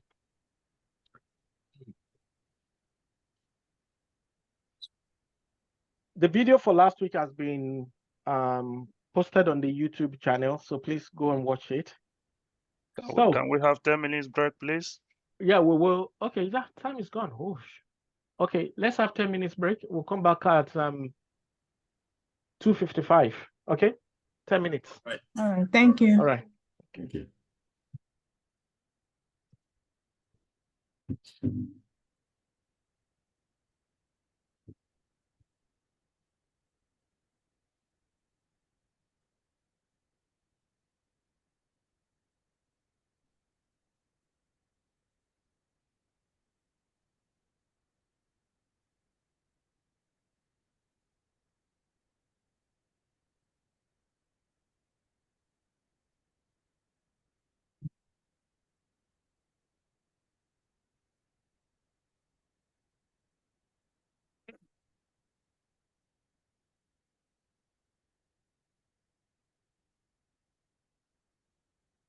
Unibar. To divide the so I use one to Okay, let's go back now. Any questions before I proceed? Yes, I have a question. I just want to show you my screen. Okay, go ahead. What's the matter with it first? It's my. If it's to do with installation, can you wait until after the class? Okay. All right. Okay, please. Right. Sorry, can I ask you, how did you have what you have on the screen at the moment, the SQL commands? How did you get this into your SQL? I typed it. I wrote it. Oh, you typed it. You wrote it yourself. That is what I'm teaching you. That's what I'm teaching you. Oh, okay, okay. I thought it's in one of the. No, that's what I'm teaching you. Okay, okay. Okay. All right. Okay. You can see, like I said earlier in our previous class, before we went on break, that when you see anything that is green, means that it's commented out. The engine will not take action on that line. It will jump that line. It's not part of your query, okay? Okay, so can you please mute yourself, Eneche? Too much of stress. Yeah, sorry. Okay, so I want to start from the order by. You see, it says the order by clause, keyword rather. Order by is a keyword. When I take out the comments here, you will see it's going to turn blue. It says order by keyword is used to sort the result set in ascending or descending order, and the default is ascending. All right. So here, if I execute this select star from customers, you can see here it's returned back to me all the records because it's a select star. But now I want to order it descendingly, and which one is one I want to order it descendingly on the column. So here I want to say order by column, and that's the column name, which is country, and I'm saying descending. So if I execute the two together, you can see here, like I said earlier, that it's going to turn blue. It's blue because it's a keyword, is a in SQL. So if I execute this now, you can see it has ordered it descendingly on the country column. That is from the highest to the lowest is descending, and from the lowest to the highest is the ascending. The same query, if I take this, take a copy of this query, this screen you're seeing, you won't have it. This is my training script, okay? But I'm teaching you how to write this script, how to create, write a SQL query, okay? So if I change this to ascending, ASC, the country is going to start from A to Z, if there is a Z in this one, but I don't think there is. So it's going to start from the country A. Look at it from Argentina.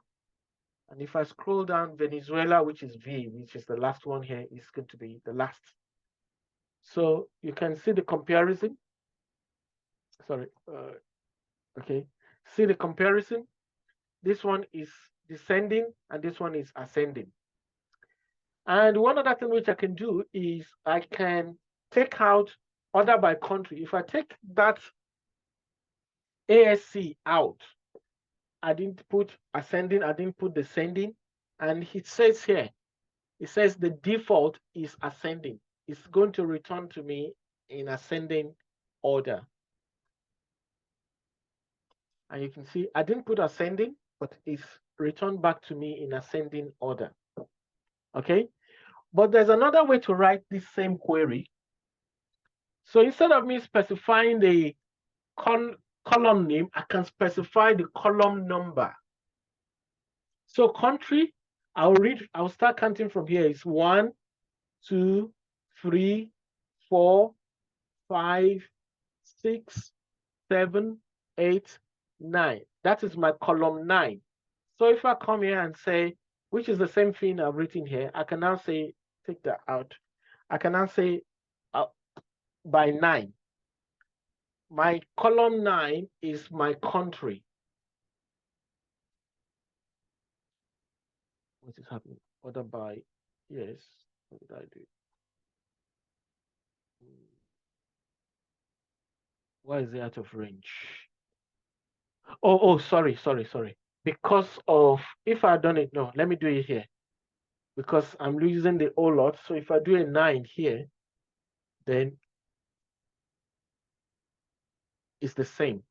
The reason why this is giving me is out of range is because I've specified my columns, and this is not, country is now number 9 here. So it's 1, 2, 3, 4, 5. So that is my column 5.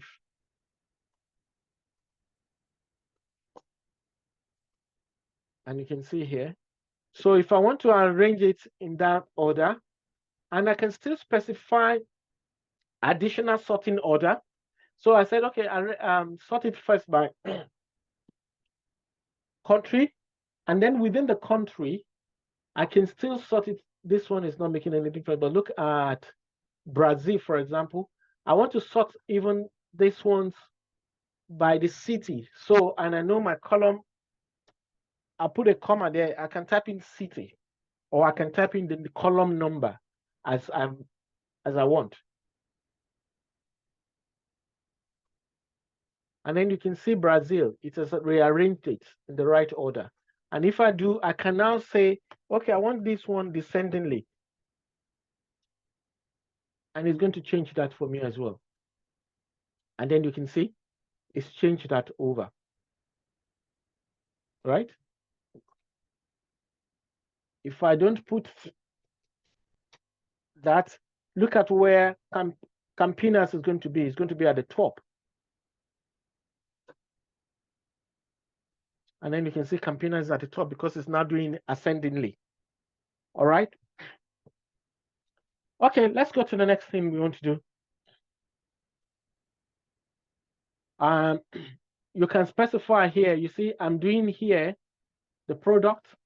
I'm doing the product ID descendingly and followed by ascendingly the unit price. You can see descendingly, that is from the bottom to the top, and then the column 4, which is now my price, unit price, ascendingly.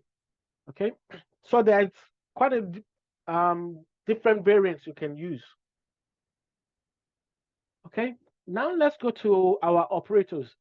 It says the AND, the AND operator, AND operator is used to filter records based on one or more conditions. You know, the condition we specify here is just one, but we can use more than one.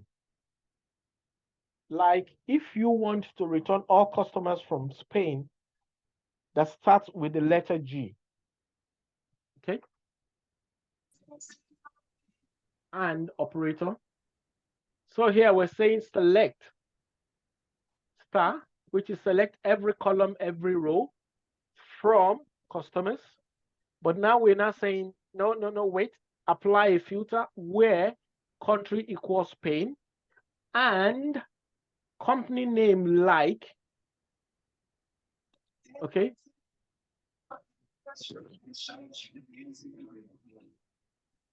Like G. So I want to have a filter to say, okay, I don't want, let's do this. When we do this, execute this alone. And then we say company name like G. So we only want company names that we're not sure. I'm going to get to how we arrive at this. We're not sure all the names that company name that start with G. So we just say where, and company name like, which is starting with the letter G, and any other columns can, any other letter can follow after. Okay, that's what the percentage sign is. And because it's a string, that's why we enclose this in the open and close quote. All right, so if I execute this, it's going to just return to me back just these two rows.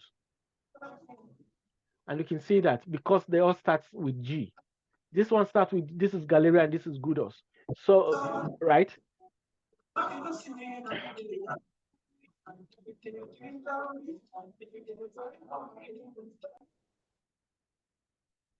Okay.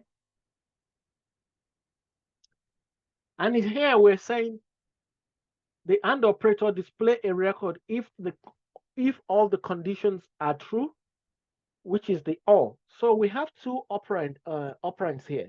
One is the AND the other one is the OR.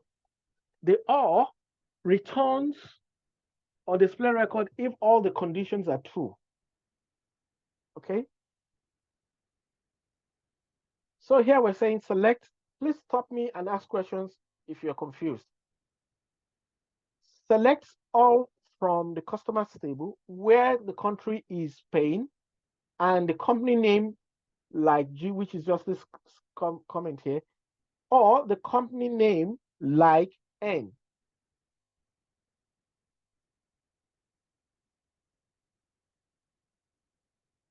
And what is it done? We've done two things.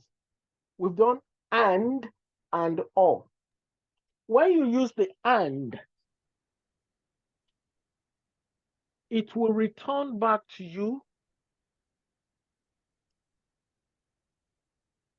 where that condition is met. All the conditions must be met when you are using and for you to get a result back. Okay?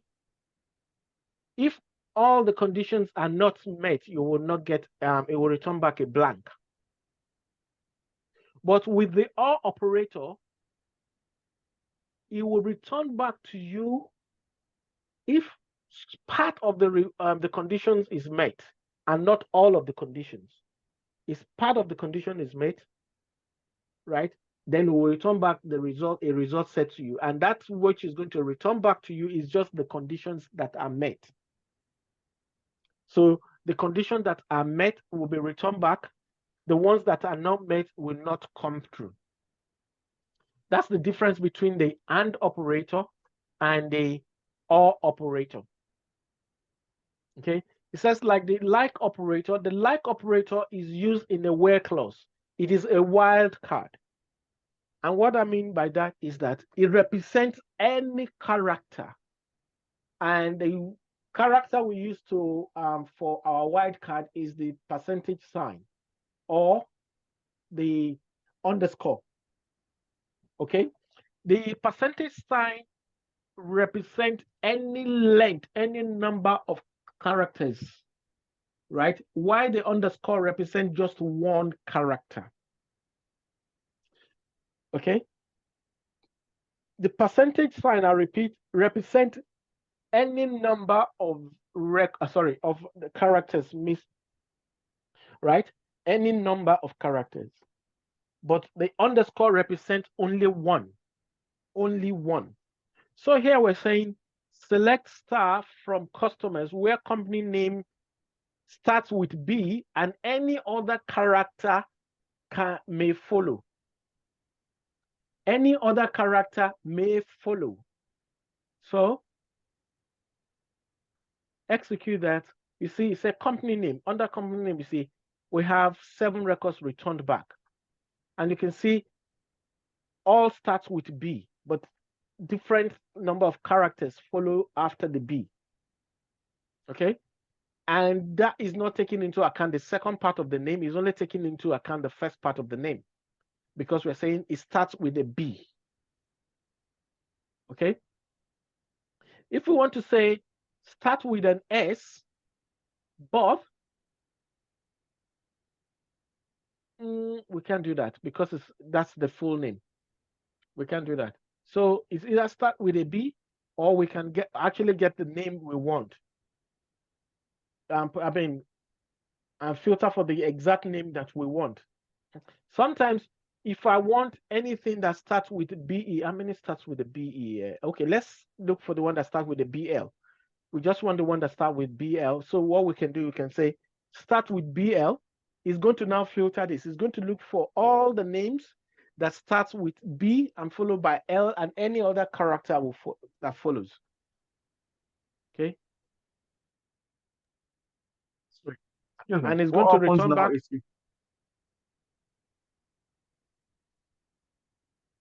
Yes. Somebody was going to ask a question? Yeah, what happens now if you replace the percentage with the I'm not replacing the percentage. I'm not replacing the percentage. I said, what happens if you replace? Because you said underscore. You said the underscore. That's when I get to that, I will show you. I'm only showing you the percentage now. Okay. Yeah. Okay. I'm not going to mix the two together. I've just explained the definition of what we're going through for the at the beginning. Okay, so we do a select where the company name like. Okay, BL, that means it starts with BL and any other character may follow, and that is what the percentage stands for. Any other character and any length. So you can see here, this one starts with BL, and then A follows. This one starts with BL and O follows. It doesn't matter the character that follows. What we are looking for, it starts with the first 2 characters are B and L. Okay. Now, if we want to see, it says right. Okay, that's my assignment there. Okay, it says select star. We're looking for a company name like, you see here, we don't know the character that may start it. We don't know the character that ends it, but we know that in between there is abundance. Okay, we know that in between, this is a French word. We know that in between there's an abundance. Okay, so what we do in that case, we say like, We don't know what's in the beginning. We don't know what's at the end, but we know that in between. So that is why we wrap the abundance, the word which we know, we wrap it between the two, between two percentage signs. Okay. At the end here, you see, for example, like this one, like home, the abundance, right? We've written everything out. So there may be there's nothing to return here. So this may be of no effect in this instance, but this will be of effect because it's going to return back this. So let me execute and see what we're looking for. And you can see it's returned that back. But what we're really provided is just this. If I want, I can even do it this way, a bond. It's still going to return back the same thing to me, except if there is any other company name that matches this as well. You can say it still returns back the same thing. Okay. Now, this one, we're looking for how many characters is here? How many? 1, 2, 3, 4. This one is, let me do something else. The same one, just for this one. Copy that.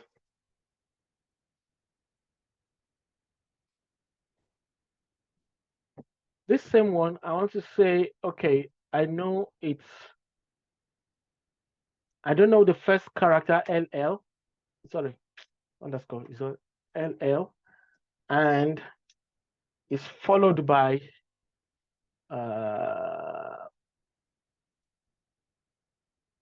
let me use something that is more easy to, let me find something, company name, okay, let's use this. Let's use Joe Biden. So I want to find Joe Biden. I know it could be Paul Biden, it could be Joe Biden, it could be Toe Biden. So, but I know, so I say it's 1 underscore, right? And OE, and then Biden. You can see this is 1 character missing. And it's going to return back to me Joe Biden because say 1 character. If I want to, if I'm not too sure, I can do 3 because I know 1, 2, I've added 2 to that on the underscore, and it's still going to return back to me Joe Biden. And then I can say here, I'm not sure the first 2 characters and the last 3, I can say here as well. Or here I can say percentage as well. It should return back to me the same thing, Joe Biden. But now you can see it has expanded that. And the reason why it has expanded that is like, it's returned back to me Joe Biden, but then it's looked for all also. Here you see that it starts with a B. So what it's looking at, okay, I don't know what's in front here. And that is what has happened here. But after these 3 characters, because this is 3, after these 3 characters, there's space and then there's a B. And that is why it's returned the big cheese. But this one is looking at it, okay, there's no character before it, but then I know it's a B and it started, it's followed by so many numbers. So, and that, I'm sorry, character, and that is it. And here also, it knows that, okay, it's Joe Biden. So that's 3 characters, right? And then follows by a B and any other character follows. So you can see the way you can mix it. Any questions?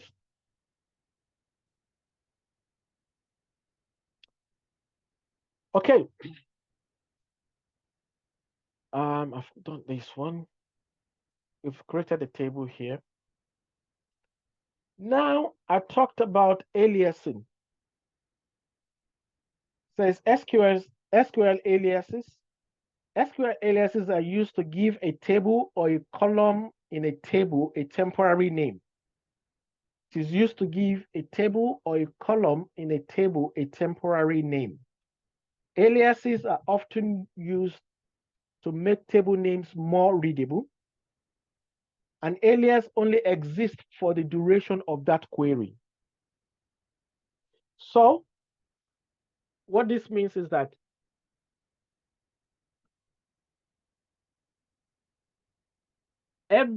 when I open this window, which I click on here and open this window, and it is an instance that I am activating. And once I close this window, every script which I've written is gone, except if I save this. If I don't save it, everything is gone. So that is what we're saying here, is for the duration of that query, right? But then I'll show you as we go along how you can persist your query, which is you can make it reusable. Okay, and that is what you're going to do most of the time. All right, so it says an alias is created with an as keyword. So in this case, we're saying select customer ID, which we know is the ID, the primary key in this table, but we don't want to call it customer ID in this query. This is a query, okay, in this query. So I'm saying customer ID, give it a temporary name of ID instead of customer ID, right? And then I'm saying company name, give it a temporary name of customer rather than company name. Excuse me. Which is the ID and customer are temporary names for these two columns, ID and company name. So I'm saying select, right, ID, sorry, customer ID as ID, and then company name as customer from company. And you can see it's changed the column name to ID here. All right. And then the company name is changes to customer here as well. And also, this same one, I can write it in another form. Like I said, the as is going to be, the engine understand is going to be default. So the engine sees it. It says, okay, that's the company name. Sorry, that's the customer ID. And you want to give it a temporary name of ID, right? But if I take this out, right, it still means the same thing as this. This means the same thing as this. Because why? The engine understands that this is my column name, right? And I put in another temporary name after the column name before my comma, because this is the column separator. So the engine knows that, okay, this one is the same, but I am going to swap this for this. I'm going to swap that for this, okay? And the same thing with this. I'll take that out. It knows that, okay, this is the column name and you want to alias it as this. If I execute these two together, it will return back the same result. You can see, this is the bottom one. Okay, it return back this, and this is the top one, it return back this. So by default, the engine understands that there is this word, keyword in here. You don't have to put it if you don't want. The engine understands. And me as a developer, right? I will, when I see it, I understand it because is the industry standard. Okay. So, and you can rename it as any name you want. Say, for example, I want to name it just as company. You can put anything you want. Even if you want to return it just as a number or whatever, you can put it as anything as you want. Okay. And it will not change what is in the table. It will only appear in your result set like this. And that is why it says here, only exists for the duration of the query. Once the query is closed, is gone. It will not impact on your underlying table. No. Everything we are doing here, we are only fetching a copy. We're only querying the data we have in our table. Okay, we're only querying the data we have in our table. We are not changing anything, not the data, not the structure, with a select statement.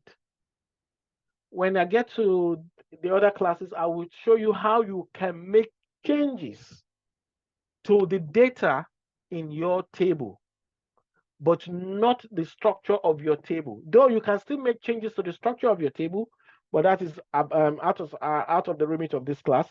This is an advanced. But you can make changes to the data in your tables. Okay. All right. So it's the same thing, and that's it. Now we have alias the column here, because this is a column. This is our table. Here we are doing something, we are aliasing now our table as well, which is just the same thing which I did when I was doing the join earlier on. So I'm saying that the column, sorry, the table name, customers, just give it temporary name of C.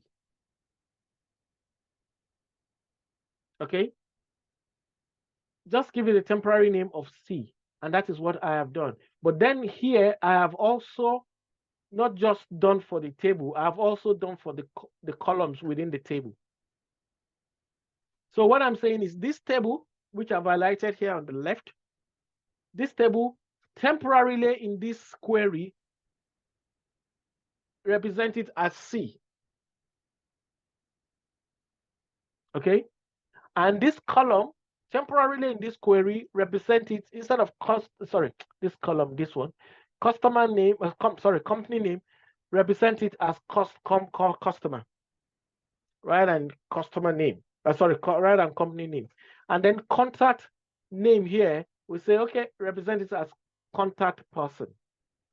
But you can see here also I've done something else, which is contact and then person. These are two words together. And because there is a space between them, I have to enclose them in the square bracket. Because if I don't enclose them in the square bracket, it's going to read them as separate header. And it will throw an error. Because why? I did not put in comma, 1, 2. They do not exist in the table currently. If I don't want to enclose them in the square bracket, what I can do is, like I said last week, I'll apply an underscore like this. Then I can take off this. I can take off this if I want. And then I can still leave the square bracket, even the way it's written now, I can still leave the square bracket if I want as well. But if I take this out, right, and you can see straight away, the red wiggly line has showed up. Said, there's an error here. Why? Because it's seeing this as 1, right, that I'm applying that, but where is this one going to? Okay, the engine understands that straight away. So put it in the square bracket and I'll be fine. And when you have alias your table, you have to apply that alias to the names of your columns, like I have done here. So I'm saying here, right, C, which is my table temporary name, says C, but I cannot just say C, I have to put a dot, so that C, which is going to be, is also the same thing as writing it this way. It's also the same thing as writing it this way. It's also the same thing as writing it this way. And the reason why you have the red wiggly line is because I've already aliased that table. So if I cut this out, that should go away. but it's not telling me, oh, I don't know this. So if I take this and then put this,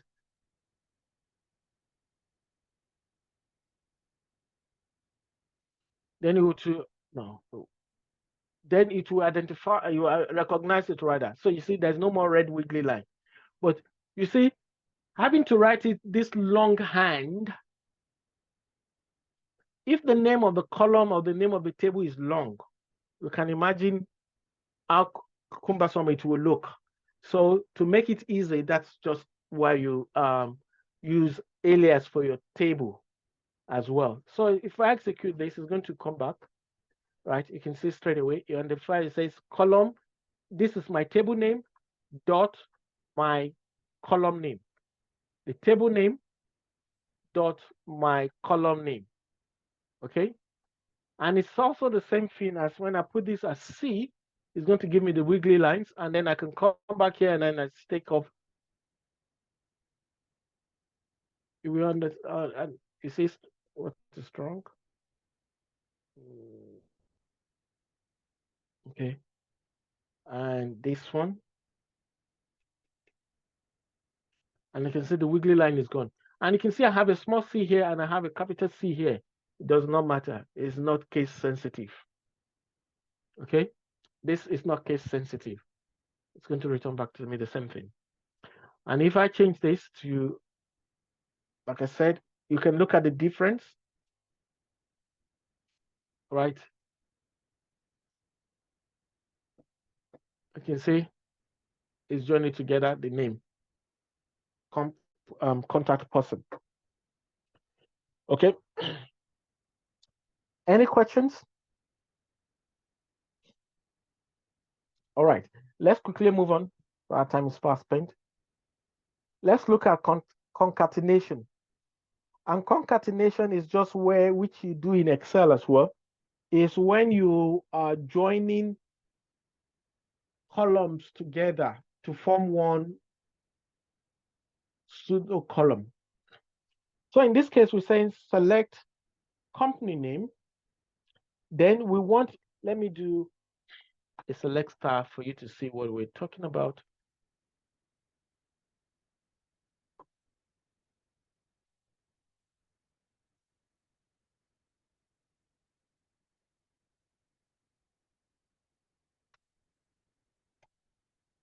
Okay. Okay, so I'm doing a select star from here.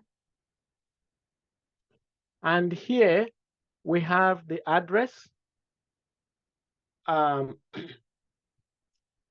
his own column. We have the city in his own column. We have the region. We have the postcode. We have the country in his own column. But I want to have all four together or five together in one row. And that is why we do your concatenation, which is you're joining them, you're stitching them together to form one long wrapper or rope. Okay, so I'm saying here select company name, which is this one, and I'm saying also select address, but I'm adding here, which is plus, which is right, plus comma, which is I'm separating it by comma, address plus comma city, right, comma, and then postcode, then comma, and then country. I'm even taking out the region. I don't need the region. I think the region is a lot of them is blank. So, and then I'm now saying all these together, right? Give it as address, okay? From the customer table. Execute this. And you can see here, right? Buckingham Palace, London, EC 3 kg UK. Let's look for Yemi Osinbajo, which I think is there. Yemi Osinbajo, where is he? Is he still there?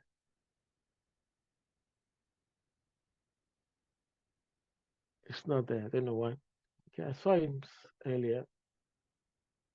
Let me see. I saw him earlier. Oh, sorry, it's not it. It's So you can see, well, why is Aso Rock not coming on? Why is Aso Rock not coming on, Muhammadu Buhari?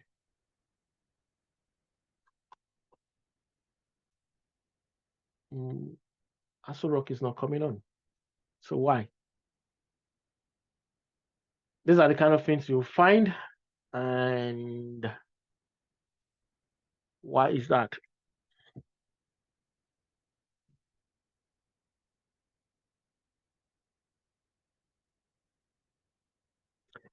Why is, let's look at Joe Biden. Joe Biden too is coming on blank. I think these are the ones I entered. So there must be something where I did wrong when I was entering them. Actually put those ones in. Do you think it's because the postal codes? No, it doesn't matter what the postal code is. The postal code doesn't matter. We're joining together. It's null. So, right. It's not that. It probably will be there's spaces between here, which I don't want to go into. There's space here and there's space, right? When the situation, I need to do a trim, which I don't want to get into because I don't want to confuse you. So, okay, let's do. Okay, so those four I know are the ones I entered really. If you see the ones that are blank, they're the ones I entered. So there's something wrong. The other ones, no, okay, except for this, I didn't enter this. Okay, that's just the only one. And if I do a filter for this one, let's go do this hungry owl. Let's do this.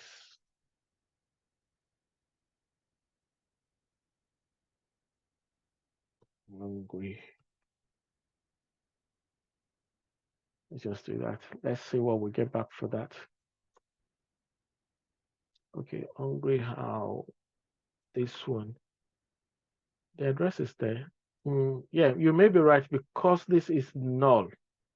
That could explain for it. Okay, let's see now. And I don't want to jump because there's something I can just quickly do.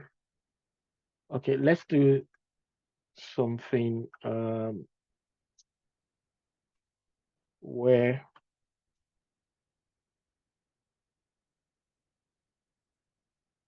postcode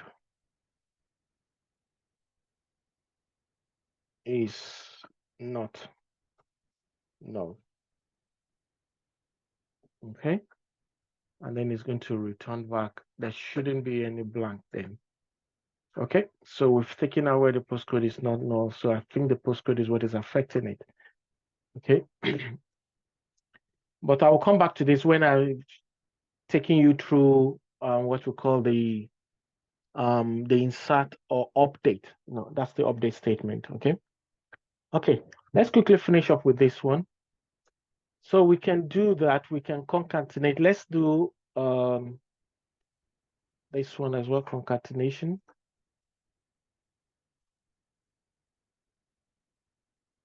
Okay, the names are already together. Okay, let's do, that's the contact name. So,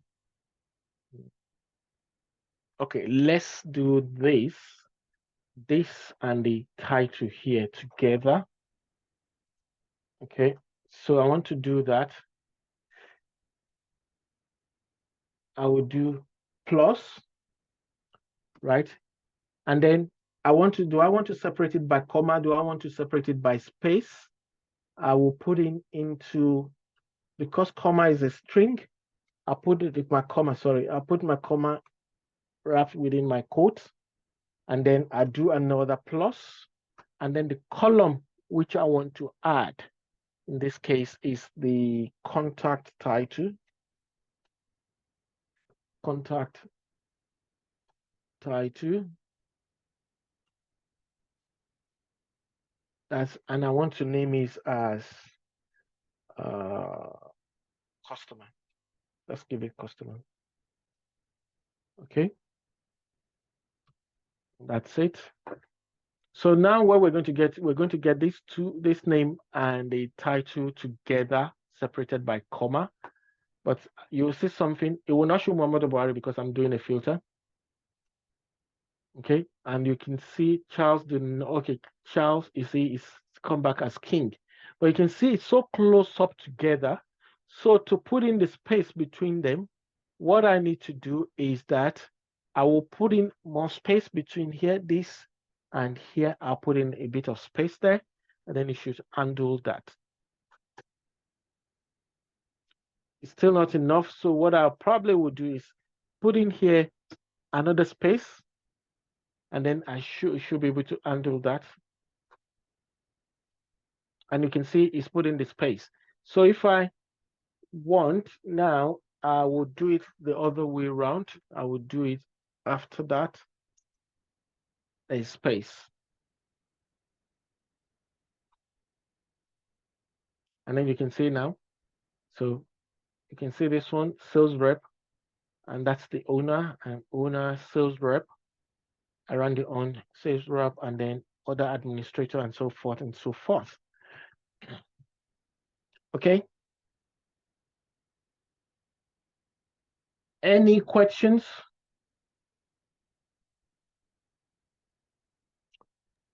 So what did you say again that we use concatenation to do? Sorry, can you explain that again? That is what you're seeing on the screen.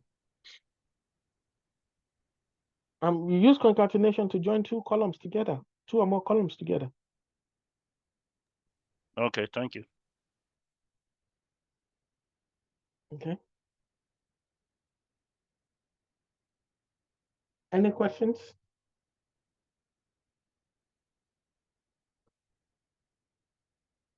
Okay, Jide, can you stop the recording? Because it's just almost 4 and I want to take questions. And there is also an announcement. Jide?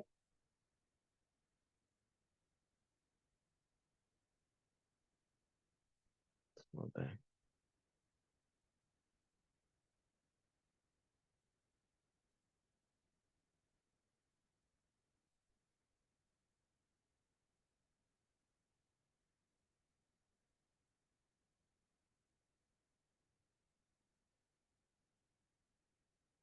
Can't stop the recording. Can you stop the recording, please? Okay. Okay, be quick, please. Sorry about that. I can't stop it from my end.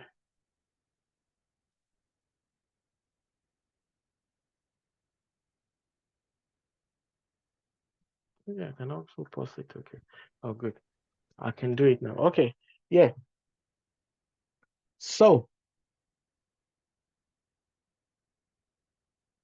any questions around your installation?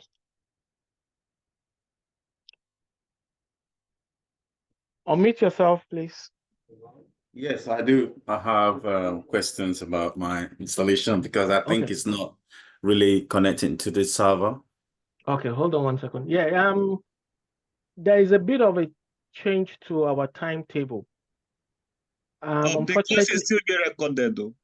No, I have posted from my end, but I guess I have posted from my end. But Jide said I should give him 1 minute. It should be there by now. Jide? It's not there yet. Okay. Yeah, no.